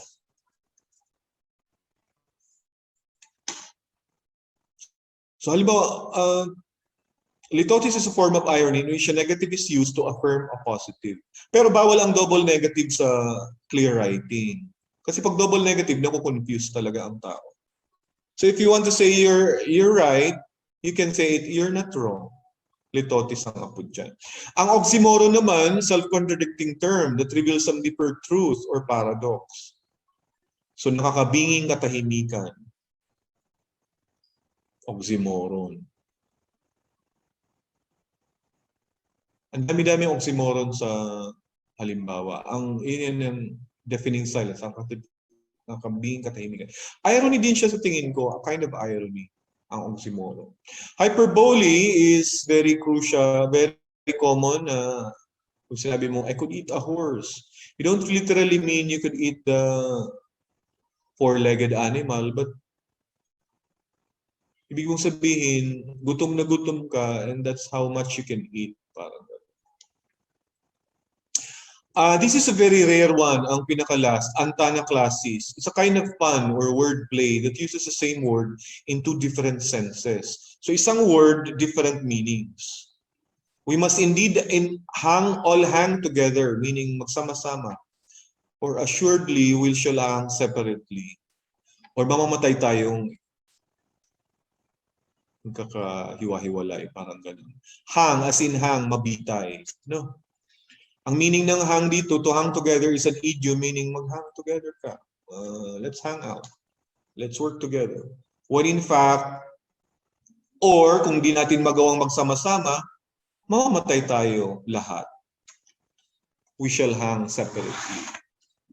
Yun ang ibig sabihin ng anaclasis. Now, we just mentioned to use literary tropes which you can use.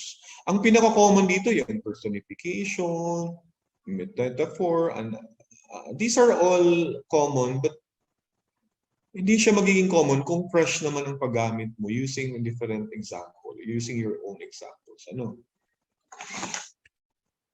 Okay, what are the popular forms of creative writing? I've given you 4 types today, but going back to Franz Cansubago, again, the question is still there. Is comic strip a creative work? We shall see later. So the very basic common types or the popular forms, meaning pag saying popular, palaging ginagamit, palaging ginagawa. Only because these are the traditional forms, meaning kahit noon pa, hindi pa 20th century, or 21st century, meron na nito. Number 1 is poetry. Number 2 is short stories or short fiction. In-emphasize ka ng fiction siya kasi short stories should really be works of fiction. Short fiction din ang other term for that. Parang ang short story hindi na ginagamit ngayon. Dated nang masyado ang short story. But although it's academically speaking, correct ang term ng short story. But when you say short fiction, you're referring to that kind of genre. As against the longer fiction, which is novels. No? But both number 2 and 3 are all fiction. Is that clear? Number 4, plays and screenplays. Now, the plays are referring to the theatrical performances. Yung mismong may tabing, cortina and all, miski online siya, pero dumang ka mga percent sa entablado talaga. Ika-camera lang through Zoom and then makikita nyo na, pwede yun. That's plays. Pag screenplays naman, obviously, the keyword here is screen. Those plays or scripts which have transcended the medium and became celluloid literature. Ano yan? Pelikula, as in reels, as in negative. Yung na pinipilahan sa sinihan. Sir, wala nang ganyan. Okay, in the sense of digital ngayon, yung digital file na. Kasi wala na rin ngayong meron pa yata yung mga film stock na tinatawag, pero ngayon digital ng usapan lahat. So these are the four forms which are very popular. What are the other? Ayan, nasagot na dito. Number one, Franz, basahin mo nga. Ano pa ang other forms of creative writing? Franz, ano? Post. Number one, the other forms of creative writing, number one are comics and graphic novels. Ayun, Number nasagot two, na yung graphic question. narratives. Okay. And number four? Three, creative non-fiction or personal essays. And number four is humor writing. Okay, number one, comics. Sagot na Franz kanina. Yung comics, talagang part siya ng creative writing. Why? Based on these two things alone, I'll go back to the slide, please. Just bear with me. Comics are considered already, because of this, may character development siya and then may narrative craft. May kwento baga sa comics, at the same time may character. These two things alone make that qualify comics as creative work. Is that clear, Franz? Yes, sir. Claro? Thank you. Yes. Graphic novels naman, yun na yung mga Batman, the usual, di ba? Yung mga comics na nakikita natin sa bookstands, because they are novels. Only that the presentation is visual. Also, number two, any graphic narratives. O yan, very, very broad, which can even cover the first one. Graphic narratives include comics, graphic novels. And three is the most popular form nowadays, CNF. Ang tawag dyan, CNF. CNF, creative nonfiction. May underline dito ng personal essays kasi bakit siya naging creative at the same time nonfiction? Nagme-merge kasi ang creative kasi may style, may skill, may discipline. But it's nonfiction because it's drawn from your own experience. So ang any narrative mo na diary entry mo, pwede yung gawing creative nonfiction when you already pepper it with the elements of creative writing. Ano yun? Yung ano siya, may conscious ka sa paggamit ng narrator's voice. Kaya siya creative dahil ini-employ mo dito ang ginagamit din sa pagsulat ng novels, saka short fiction, or even poetry. And last one is humor writing. Okay, easily the one you will find sa humor writing yung Michael B. agad-agad. Yung Michael B na yan, masasabi kong humor writing, bago yan kino-cover sa video, it all starts from Michael B.'s mind. Di ba si Michael B. sa Bubblegum, 30 years na yata, 20 years nang nagaganyan. Si Bitoy, mahirap gumawa ng ganyan, di ba? Ang dami niya nang nag-spawn na siya ng maraming character. Meron na siyang yaya character, meron na siyang galit na bookish na character, meron siyang manghuhulang character. The discipline invested by Michael B. can be considered creative work. Although guys, sabihin natin ang iba, tinataasan ng kilay yung mga ganyan. Kasi kahit sa literature, may discrimination. Pag may sinasabing high art, low art, pag masa ang nag-i-enjoy, ayaw ng mga hindi masa, hindi daw yan art. Yung ganun, may politika pa rin sa creative writing na tinatawag. Kaya ang totoong humor writing, yung napapatawa ka lang through words. But then again, the medium or the media have evolved through time. That's why, ang una kong na-mention dito sa humor writing, yung kay Michael B. Although we will provide examples of the more literary ones later. Okay, memoir, children's books, the one we mentioned in the introduction. We edited the Let's Read Asia. We will share it with you later kung may time pa. Ito na, flash fiction, dialogues, blogs, epic, drama. Alam mo niyo na yan, yung epic, yung Ibalong, yung Mahabharata and everything. Drama here refers to the theatrical plays. No? Okay. Mr. Manaog screen. Participants, I'll ask someone to read. What are the other forms of creative writing? We've already said. But can you find it in real life? Shekina Montalvo. Can you read the one on the slide? Oh, Shekina. Is creative writing Paulit common po in ng real life? question. Okay. Is creative writing common in real life? So basahin mo lang yung nasa slide natin if you have a bigger slide. Number 1. Number 1, the song you wrote for your crush. Number Number 2, 2, the speed you gave the speech. in a friend's wedding. Number Okay. 3, a Twitter thread about Duterte's 2021 sauna filled with expletives. Number 4, Expletives. etc. So what does it say here? Creative writing is not really as rare or as very pambihira na dapat matibayong ka na na magsurat. These examples alone tell us that it should be a part of life. The song you wrote for your crush can be a valid creative work. Why? Why is that, Shekina? Paano ta creative work siya? Oh, let's say ikaw yan, Ang alin, Number 1. Bakit siya the song, bakit siya creative work? Bakit siya creative kasi writing? po sir, Oh. para po siyang, pag nagsulat ka ng song about dun sa crush mo, magiging creative ka pa din Paano in a nga? way. In what Ay way? po. Paano yung naging creative? Paano man yun? In Kasi other po, words, I'm asking you to write a song for your crush already. Ikaw mag-iisip na ngayon, paano ka magsusulat? O di ba? naging kasi sa Yeah. ng feelings. Dun sa, Good. Yeah.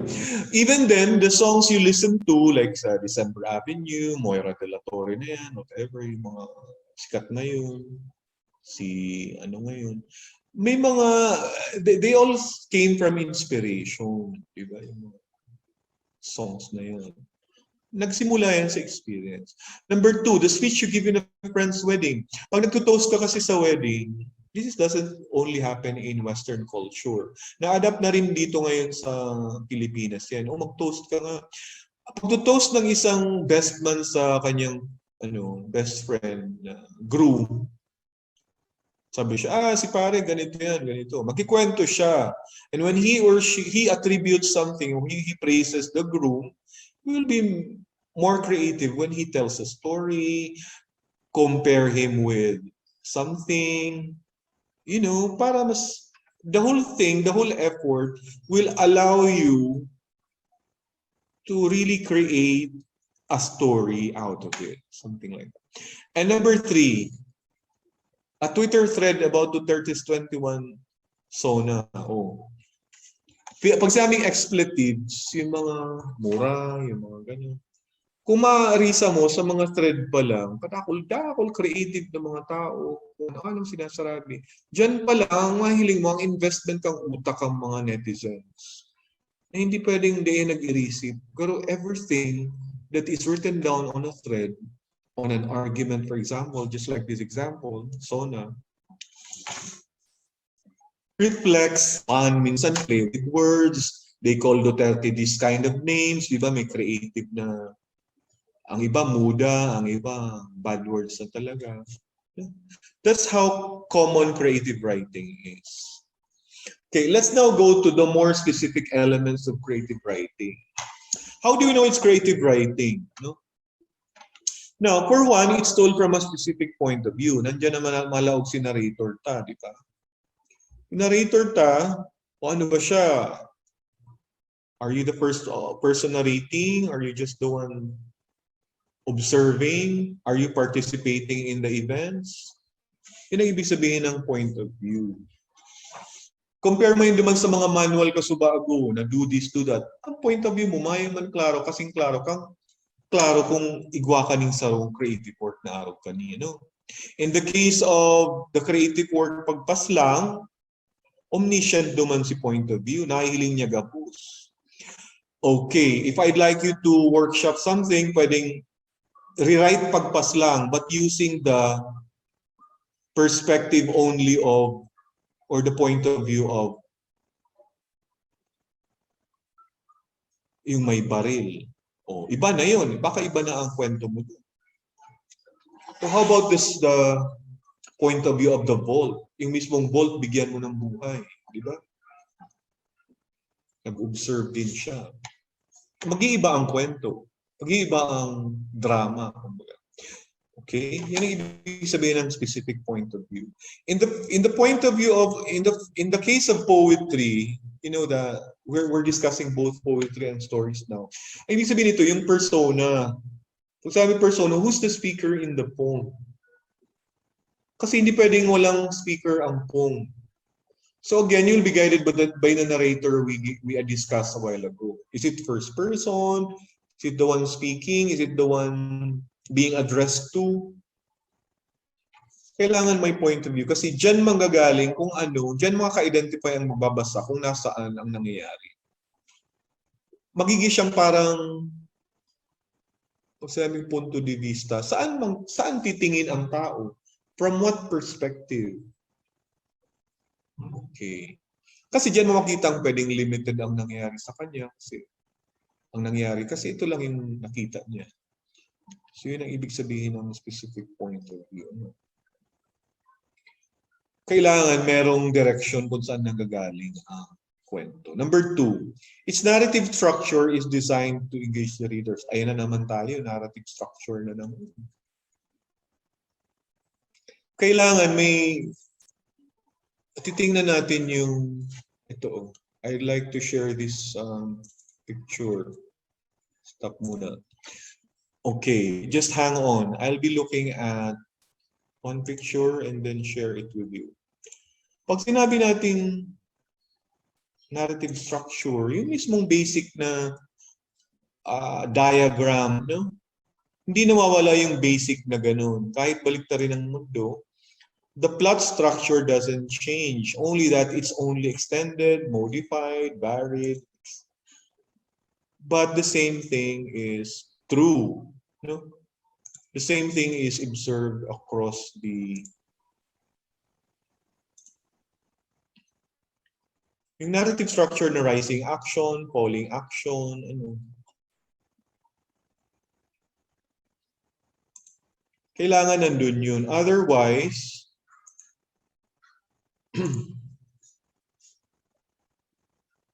ang iba, gusto nila baguhin. Sa mga postmodern, wala na daw yung gano'n na rising action, a climax, then resolution. Nag-iiba yan sa mga postmodern kasi ang iba parang, ang ibang kwento ngayon, hindi na pina-follow yung ganong linear chronology or minsan nauuna yung climax. Kung hindi ka nagbabasa ng mabuti sa isang novel, yung pala, yun na yun yung resolution ng nauna. Yung ganun ba? Yun ang tawag sa postmodern na mga novels and fiction. Magugulo ka sa nangyayari. No? Okay. So much for that. Number 3, tension is used to make readers feel invested. No? Number 3. So kailangan may konti kang thrill. This can be done with twists and turns na tinatawag. No? Yung kanina sa pagpaslang, meron palang bulletproof vest. Yun na yung tension na makakapagpaganda sa kwento. By the use of one word, Kevlar. Yung Kevlar is a bulletproof vest na very typical. So one word lang, may tension ka na. Ganda, no? Kasi flash fiction nga, kailangan may economy of words na tinatawag. Tipid ka sa words. Paggamit lang na word na Kevlar, ano na ang tao? Parang, oops, ang ganda ng kwento. Hindi pa pala siya patay. Kahit nalugmok siya. Diba, Annalisa, Rico? Nakita mo doon yung parang, uy, ang ganda, no? May Kevlar. Ngayon, audience will be lost once they do not know the Kevlar, the meaning of Kevlar. Yun na yung disadvantage doon. Ginawit ang Kevlar para makubli sa mismong tao na, kung sinabi niya bulletproof vest, giveaway na yun. Pero nagawa siya gumamit ng brand si Abdon Balde. He used the brand. Actually, parang Xerox yan to refer to photocopy, no? Parang Xerox is photocopy. Kevlar is the generic term for, but it's a brand. So ang ganda ng tension na na-provide yun sa pagpasla. And number 3, a central theme is used to organize the narrative. Ano ba ang bigger theme dyan? Ano ba ang, tungkol saan ba ang tula na yan? Tungkol saan ba yung leaves, yung death na poem na yan? Tungkol saan ba yung pagpaslang ng kwento na yan? So ang central theme, kailangan klaro yan sa nagsusulat. Kaya sometimes some writing prompts are told, write a love story about this, about revenge. So because the central theme is important. Di pwedeng mayong central theme. Di pwedeng mayong may ka-conscious na, ay, yun pala niya ang gusto sabihin ko ang sinulat ko. Di pwede yan. Dapat igawa ka ng overarching idea kung ano yan isusurat mo. Manood yan sa iyo. And number 5, last, the literary devices. Nandiyan na naman tayo. Literary devices, yung metaphor, kanina, are used freely, meaning you are free to use it or not. Just make use of it. You have to have a sprinkling of those. Pwedeng kailangan may ganun. So the characteristics of creative writing or creative works, what sets a poem, essay, or a novel apart from any other type of writing? Ito na yun. Kailangan may ganun. Without those, if you're not guided by those, may problem. Now, let these characteristics guide you in the rubric. May rubric tayong titingnan mamaya. When you write the outputs later, just use this as a guide. Furthermore, we know it's creative writing because it makes use of poetic license. Yung parang meron kang element na alam mo na may talinghaga, parang may hindi siya yung regular na kwento or na pagsasalita mo. And finally, yung storytelling, kailangan meron kang mahugot na or magamit na mga styles kung paano magsiwalat ng kwento. Kasi ito yung dalawang yun, it will make a story effective. No? Okay, both narrative and character development are used in fiction. Fictions are classified into novel or novella. Ang novella is an Italian term for a short novel. Sa non-fiction naman, the most common examples are biographies and autobiographies, short stories. The last one is the very broad genre called poetry. Okay. Ang dami-daming pwede pag-usapan sa creative writing. You have the action. Ito na yung bumabalik na character, conflict. Dialogue is another one because it makes your characters human. No? Narration and pace, meaning yung speed ng pagkwento. Other elements include the point of view, the scene, the suspense, etc., etc. Okay. I'm actually just juggling between the two topics here. First we have poetry, then we will have what? Stories. No? Let's start with poetry first. No? Okay. What is poetry? For one, poetry paints word pictures or imagery. Number 2, poetry speaks to the heart. Kailangan may appeal. Number 3, poetry sounds different. It should have rhyme, it should have repetition. And poetry should also look different in the sense that if the rhymes or if the stanzas appear in such a way, in a particular way, it should have reason for doing that. Hindi pwedeng pigsabi mo lang na Arab ka yan. The line break should really matter. Just like the plainness of the first example we saw. No? Now, in writing poetry, you need to plan your writing. You have to gather details. No? Pre-writing ang tawag dyan. Sa writing naman, you create the first draft. Meaning, hindi lahat ng poetry, kung ano yung sinulat mo, yun na. Everything starts with a draft. The last two skills are important because these are the polishing. Dito na usually ang mga workshop ginagawa. Ini-improve siya kasi na-revise siya pag may nakita kang idea bago, you will be able to add more depth to the whole work. Then checking for style and correctness. Di pwedeng sa grammar pa lang, wala na. Kailangan may grammar, punctuation, capitalization, usage, and even the other terms for mechanics. Ano, di pwedeng walang period. Di pwedeng sinulat mo lang na walang dahilan. Now, the poetic techniques you can use are the literary tropes themselves, which we covered already. Okay. Some guideposts in writing poems, if you're going to write it later. A poem usually focuses on some part of life. It could focus on an ordinary event, difficult situation, or something in between. So in the first example of Herminio Beltran, it's a very, very broad observation on life. Parang ang persona doon, nagsabi siya, anyone can be a persona there. We are leaves. Wala lang, nakita ko lang na leaves siya. Leaves siya. Pero ako pala yung dahon. So, yun yung persona dyan. The situation there is a simple observation. Meron pa rin doon point of view, yung first person na we, plural nga lang. And then, meron ding situation, a common observation. Yun ang situation doon. Actually, ordinary event yun kasi nag-observe lang yung person. Wala lang. This is my musing on life. This is what I observe about us. Diba? Kaya nakarelate tayo. Parang nagpilosopiya doon yung persona. Alam mo, para tayong mga dahon or tayo yung mga dahon sa kahoy ng buhay.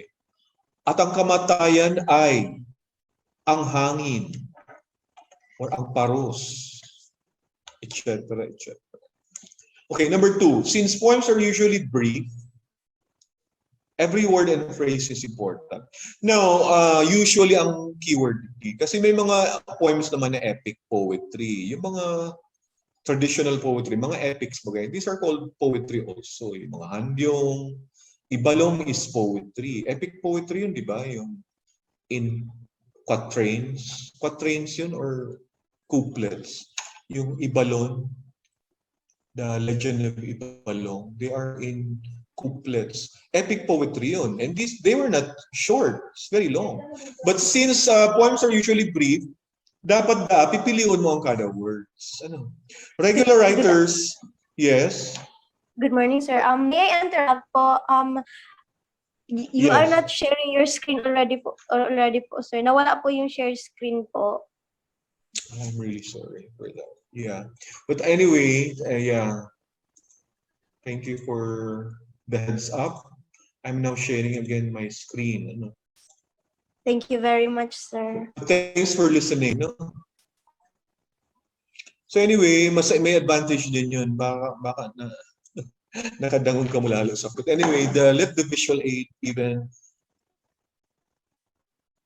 enhance the presentation. Okay, as I was saying, let's start with the first one. A poem usually focuses on some part of life. Kailangan may sitwasyon ang poetry. Hindi pwedeng magpupunta ka ng poetry na, tayo ba ay mga kabataan na lamang, mga ganyan-ganyan. These are all amateur poetry. Kailangan daw sa poem, para masabing creative work talaga yan, may kwento, meron talagang sitwasyon. So tama na yung mga poem na may mga puro sila rhyme, tama, may rhyme. Pero wala namang pinangugutan ng magbabasa kung saan siya nandun. Kailangan may some part of life dito. May sitwasyon. Hemingway, one of the novelists, Ernest Hemingway, nagsulat kang The Old Man and the Sea. Ang sabi niya, any creative work should focus like a camera. Kaya ang mga trabaho niya, mga novels niya, pero camera na pinupicture niya kung anong yaraumduman. Even novelists, even plan out their own novels. Hindi sila pwedeng mag-profile. Pinoprofile ang mga characters tinda. Kaya kung gibuhan pa ng Facebook profile, iyo pa. Para masabi na everything involved in my creative work is something created, but it's also something which you can relate to. Okay? That's the first point. No, kailangan may sitwasyon. Hindi pwedeng wala. There's another term for that, locus, as in locus, location. Hindi pwedeng poem lang yan na sige ka lang taram na hindi mo man nga isa nagtataram. Just by choosing a narrator already helps you how to locate the situation. Let's look for more examples later. Kasi yung first example ko kanina, masyadong broad yun. Anyone can be the persona there. Okay, number 2, every word and phrase is important, like what we said. Poets think of word pictures. So, imagery ang sinasabi digdi. Ikuan mong may images ka. You can do this by using words which are very concrete. No? Halimbawa, this can be in the form of when you say, the house contains our joy and mirth among the family. You can substitute that with saying, the house, our home houses joy and warmth in the family. The use of the word house as a verb is very, very effective. When you change the use of the verb contain and replace it with house, parang ganun. So yun ang ibig sabihin ng word pictures. You have to have more images in your work. Kasi ang nagbabasa, puro lang naman siya letters on the page. But if these words are actually images already, mas lalo yan Kaya, for instance, yung Kevlar kanina, if we don't know what Kevlar is, we will be lost. Kung niya, nataramta na ang Kevlar, the author is banking on our knowledge of Kevlar. Since data nga ni Aram or Aramta, makakatabang to sa tuyang pag-intindi kang kwento.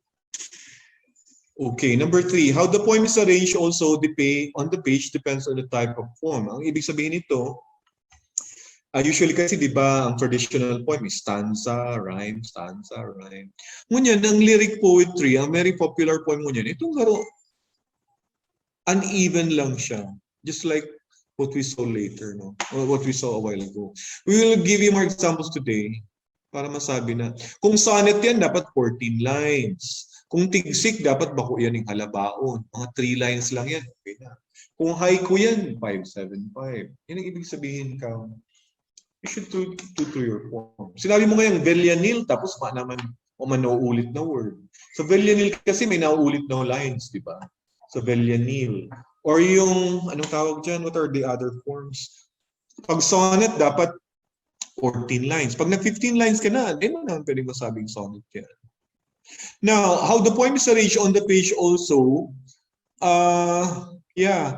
sometimes kasi, it also evokes the line breaks will tell us whether the author is serious, the author is playful, something like that. So kaya ibig sabihin yan, the poem, how is the poem arranged depends on the message the poet wants to communicate. Does he want to be funny? Does he want to be serious? Does he want to be dramatic? Let the poem show us that he is. And last, unin na lang. It's a practical skill. No? To get most of the poem, read it several times.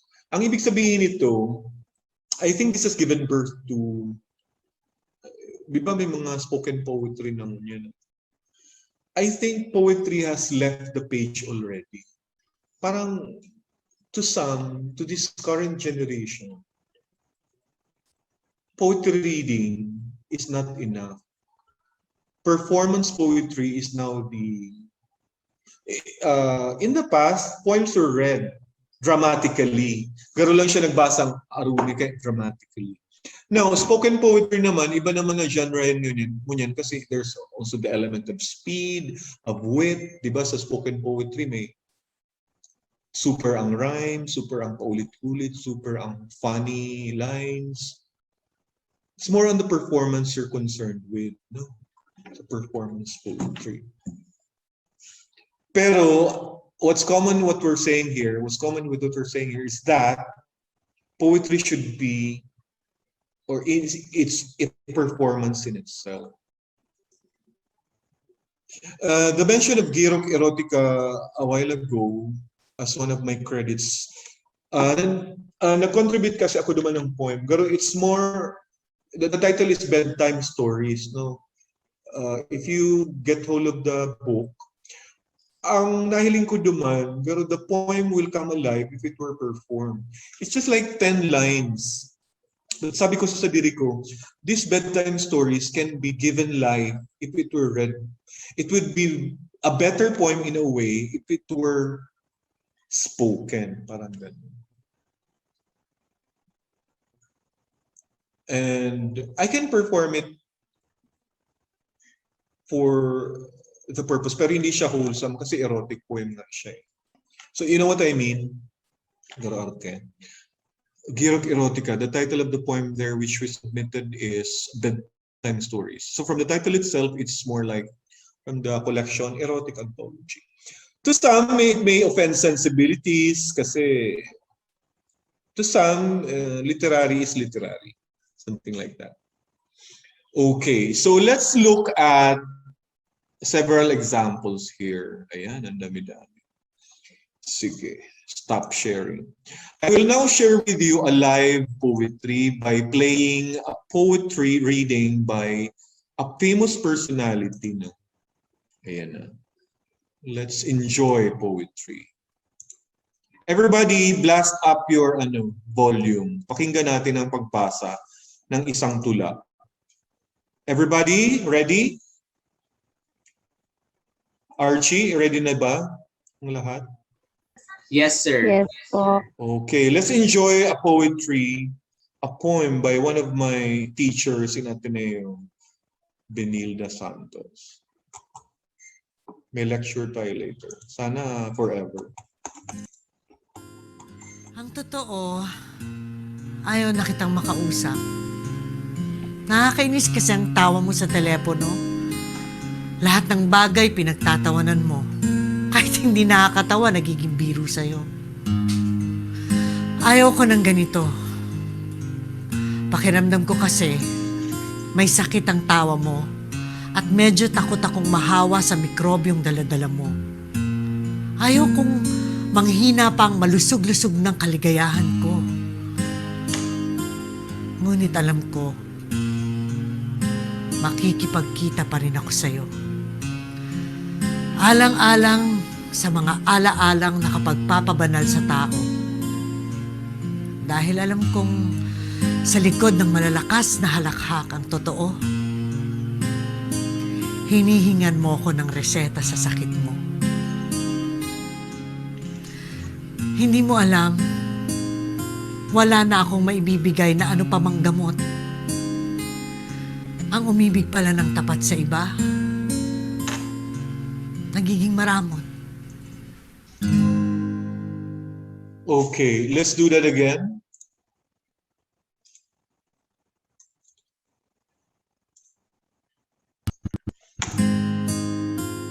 Ang totoo, ayaw na kitang makausap. Nakakainis kasi ang tawa mo sa telepono. Lahat ng bagay pinagtatawanan mo. Kahit hindi nakakatawa, nagiging biro sa'yo. Ayaw ko ng ganito. Pakiramdam ko kasi, may sakit ang tawa mo at medyo takot akong mahawa sa mikrobyong daladala mo. Ayaw kong manghina pang malusog-lusog ng kaligayahan ko. Ngunit alam ko, makikipagkita pa rin ako sa'yo. Alang-alang sa mga ala-alang nakapagpapabanal sa tao. Dahil alam kong sa likod ng malalakas na halakhak ang totoo, hinihingan mo ko ng reseta sa sakit mo. Hindi mo alam, wala na akong maibibigay na ano pa mang gamot. Ang umibig pala ng tapat sa iba, nagiging maramot. Okay, so when I looked this up on YouTube, I found out that the reader, Cherry Pie Picache, changed the last line. What's in the text is, ang umiibig pala ng tapat sa iba, nagiging maramot. What she read was, ang umibig pala ng tapat sa iba, nagiging maramot. The entire difference lies in the one letter, ang umiibig versus ang umibig. She skipped the I. When in fact, she altogether changing the entire meaning. Diba? Kasi pag sinabi natin ang umiibig sa iba, she's stating a fact, the author or the person is stating a fact, who loves true becomes selfish. Ang sinabi ni Cherry Pie, who loved true. The one who loved true, ang umibig pala sa iba, nagiging maramot. Nawala yung meaning sa mismong tula. Sayang. Nanghinayang ko dahil ang ganda pa naman ng production, but the producers overlooked that. Iba ang meaning ng ang umiibig pala sa iba ng tapat ay nagiging maramot. Ang sabi niyan, it's stating a fact na he who loves truly becomes selfish. Parang nag-generalize siya. Ito ang sinabi ni Cherry Pie, ang umibig pala ng tapat sa iba. Walang meaning. Kasi nga, diba? Iba ang meaning, ang umibig means to love, true. Diba iba na, naging infinitive, kumbaga, or pawatas, yung sinabing ang umibig. The whole thing is, hindi sa tingin ko minor, kasi that's why I'm bringing it up, kasi diba, nag-interpret na yung poet nung actor, si Cherry Pie, iniba niya yung tula ni Benilda Santos, nanginayang lang ako. But see, just look at the example of that poem, diba? Who's the one speaking? Ano bang title nun? Sa kasintahang nilimot na. Ayan. Can you still see that? Ayan. Pagbasa ni Cherry Pie Picache. Benilda Santos is Ateneo de Manila University teacher who writes poems like this. Masyadong karanasan ng mga babae. Empowerment siya, women empowerment. Even in her poems, she speaks from her own soul. Kaya siya ganun ka-personal. Sa tingin ko masasabi siyang isang personal poet. Kasi bihira siyang magsulat about general themes in life. Kung bagaman, palaging nasa perspective yan, or point of view yan, middle class woman. Gaya nito. Pagbasa pa mismo ng tula niya, middle class woman, just like Cherry Pie. Binabagay din yung interpretation sa mismong persona ng tula. Pero I like the poem so much because of its conversational tone. Diba? Sipin mo, in brief, no, the persona is addressing the lover or the lover. No, the suitor. Ano bang kasintahan? Suitor? Lover. Who was already forgotten. Ayaw niya nang makipagkita, but ang ganda ng ginawa sa tula dahil ang pagtatawag mo, reseta pala ang kailangan. That's how creative an author becomes. Ang simple telephone conversation, a very ordinary slice of life, nagawan mo ng ganong kadramahan. That's poetry, boys and girls. Pero, to some people, okay na daw yung hindi ka na mag-generalize. Kaya yung last line na ang umiibig pa, parang giveaway na ang tawag dyan. Hindi mo na dapat sasabihin yan kasi parang yun na ang theme ng kwento, ng poem. Parang sinabi ni Benilda Santos, ang umiibig pala ng tapat sa iba, nagiging maramot. Yun ang ibig sabihin ng poem ng tula. To some poets, some teachers I learned from, sabi nila, huwag mo nang sasabihin yung gano'n because it's already telling, it's not showing. So let the poem end where it ends. Itong huwag na. Winworkshop pa, inedit pa yun talagang drama sa Ang umibig pala ng tapat sa iba. So, Nagiging to marami. some, okay naman na wala na yun. Kasi let the reader or let the listener or audience realize it from the whole point. So whenever you, but to some it's acceptable kasi parang it's a device, it's a generalization yun eh. Practically, Frank Peñones, one of the most visible poets in Bicol right now, yun siya mismo nagsabi sa akin, you don't state the obvious anymore. Generalization, which we also learn from everyone sa literary circle. Bawal na yung magsabing, ganito pala ang umibig. Wala na, just cut it. Huwag mo na sabihin na ganito pa ang umibig. Sabihin mo na kung ano yun. Kumbaga. So anyway, I hope you get the idea of this whole thing. Nagiging workshop type ang lecture kasi lecture workshop. So last poem na lang. Ang dami pa ditong isi-share pero we don't have the luxury of time. Ini na lang. I'd like you to read everyone. Sana may access sa manang time.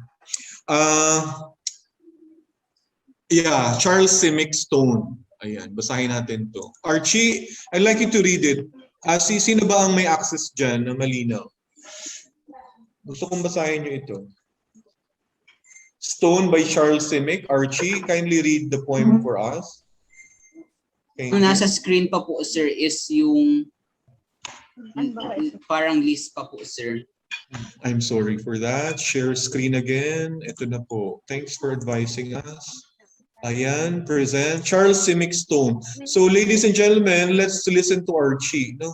Reading another poem. Reading a poem by Charles Simic. Nahihiling ba? Maanuhon, malabuon. How about that? Nahiling na? Yes, sir. Na, paano ba maalis itong ini? Nakakaulang kay ano yun? Paano daw ni mahiling? Ini. How do I remove this? Okay, Archie, kindly read Stone by Charles Simic. Charles Simic is a Belgrade-born American poet. Migrant siya sa US. Naging na siyang poet laureate. Garo siya itong palangka winner. Malabo po, sir, pero isi-search ko po sa net po, sir, yung ano. Oh my God, day na lang. Isa yung may access dyan. Kung isa yung nakakabasa, I'd ask you to kindly read it for us. Everybody can listen. Ano? Otherwise, kung mayo na, I'll just show another video of a poem. Malabo talaga, Archie. Yes po, sir. Paano daw? Sige, uni na lang. I will stop sharing this. Let's listen to the reading of that. Kasi may reading man pala niya. Dawagunta na lang tiraray. Everybody?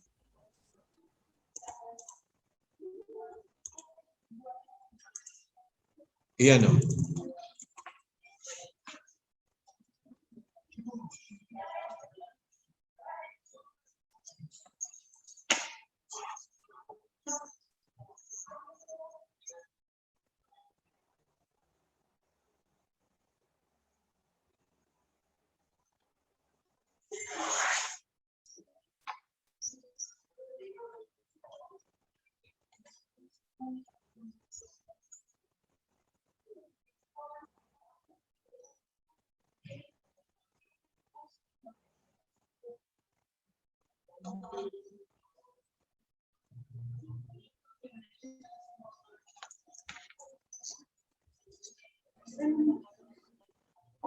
Sir, are you sharing your screen po? Sandali. I'm really sorry. Inaano ko digdig. Share screen. May sound naman na. May sound naman ako. Ayan. Okay, ulit na lang. Okay. Impression on me. I'm still a Ayan na, okay na, no? Archie. Yes po, sir. Charles Simic grew up in Belgrade during World War II, came to this country when he was 16. He said, being one of the millions of displaced persons made an impression on me. I'm still amazed by all the vileness and stupidity I witnessed in my life. Go inside a stone. That would be my way. Let somebody else become a dove, or Gnash was a tiger's tooth. I'm happy to be a stone. From the outside, the stone is a riddle. No one knows how to answer it. Yet within, it must be cool and quiet, even though a cow steps on it full weight, even though a child throws it in the river. The stone sinks slow, unperturbed, to the river bottom where the fishes come to knock on it and listen. I have seen sparks fly out when two stones are rubbed. So perhaps it is not dark inside after all. Perhaps there's a moon shining from somewhere, as though behind a hill. Just enough light to make out the strange writings, the star charts. Okay, so on the this inner poem, walls. briefly guys, ang poem na to, sa tingin ko, illustrates an imagination of the poet. Nahiling niya sa gapo. Di ba ang gapo, very ordinary, no? Sa iya, nahiling niya, there's something beyond the quietness of the stone. Kung rock, ang rock kaya, nakula baga ang rock or uneven. Ang stone kaya itong garo, ordinary ang gapo. So just imagine, araw pa lang kayo ng writers, no? Saro lang gapo, pero tataon na niya ng meaning. Ang sinabi ko itong i-summarize na lang, pwede daang iapon ang gapo, itukmakan daang, pwedeng ipalubog mo, pero baad ngaya ang gapo, sa igwang gapo, igwaning possibilities. Igwaning, kaya grabe anong araw kayo ng poet mag-isip pala. I have seen sparks fly out when two stones are rubbed. O yan, dyan siya nag-jumping board, dyan siya pinangawakan niya ito. Pag kiniskis mo ang duwang gapo, igwang pwedeng mangyari, bako lang yan, gapo lang talaga. May possibilities ang gapo. I see the same thing sa Rupang Tula. Ang title naman kanina, Trees. Si mga ina-animate bagang things. Trees naman ini. Sabi man naman sa trees, ang mga trees na nag-observe lang yan. Pero may mga kwento din sila, may mga frustration din sila. Mga arog kayan na we can learn so much from them. So, these are, how does it happen? Mahapot ka mo, paano nagiging tula ang sarong tula? I think one of the key elements here is to be observant. Kung maribukon yan, I don't think it will give you insight. No? So kaya baga poets love solitude. No? So Charles Simic here just illustrated how quietness and solitude can render us articulate about, not just about nature, no? Kasi bago nature na to, trees, leaves, but about life. Na nahihiling mo kung anong possibilities sa mga bagay na pakalibot. Okay, in the case of Benilde Santos, very, baga to ang experience niya, very interpersonal. May kasintahan tulos siya. But nahiling niya si conversation ninda na she went beyond the experience again. Na reseta ang kay Puan sa kuya. Ako man talagang kipag-ulay kata. O di ba nahiling niya itong, ganyan ba itong line na ang tawa mo ay parang napaulakit ka sa kuya. Ulakitan mo kang sakit mo. Grabe how does one see laughter as something negative? Kasi nga, nilimot niya na yung lover. Habo niya na duman. Pero gusto niya pa. So there's an ambivalence pa rin. Kaya gusto niya man. At in the first place, di siya mataas ng telepono kung di siya gusto makiulay. But, selfish pala na. Just like the line says, the last line. Abo ko na nga nita, kumbaga, the tug of war of the two hearts, kumbaga. Pag nagla-lovers quarrel, di ba? Kaya. And I think some of us here can relate to the poem. Thank you and good afternoon, everybody. On behalf of the College Artisans Bulletin, thank you for joining us today and have a great rest of your day. Again, thank you so much to Sir Nino Manaaw.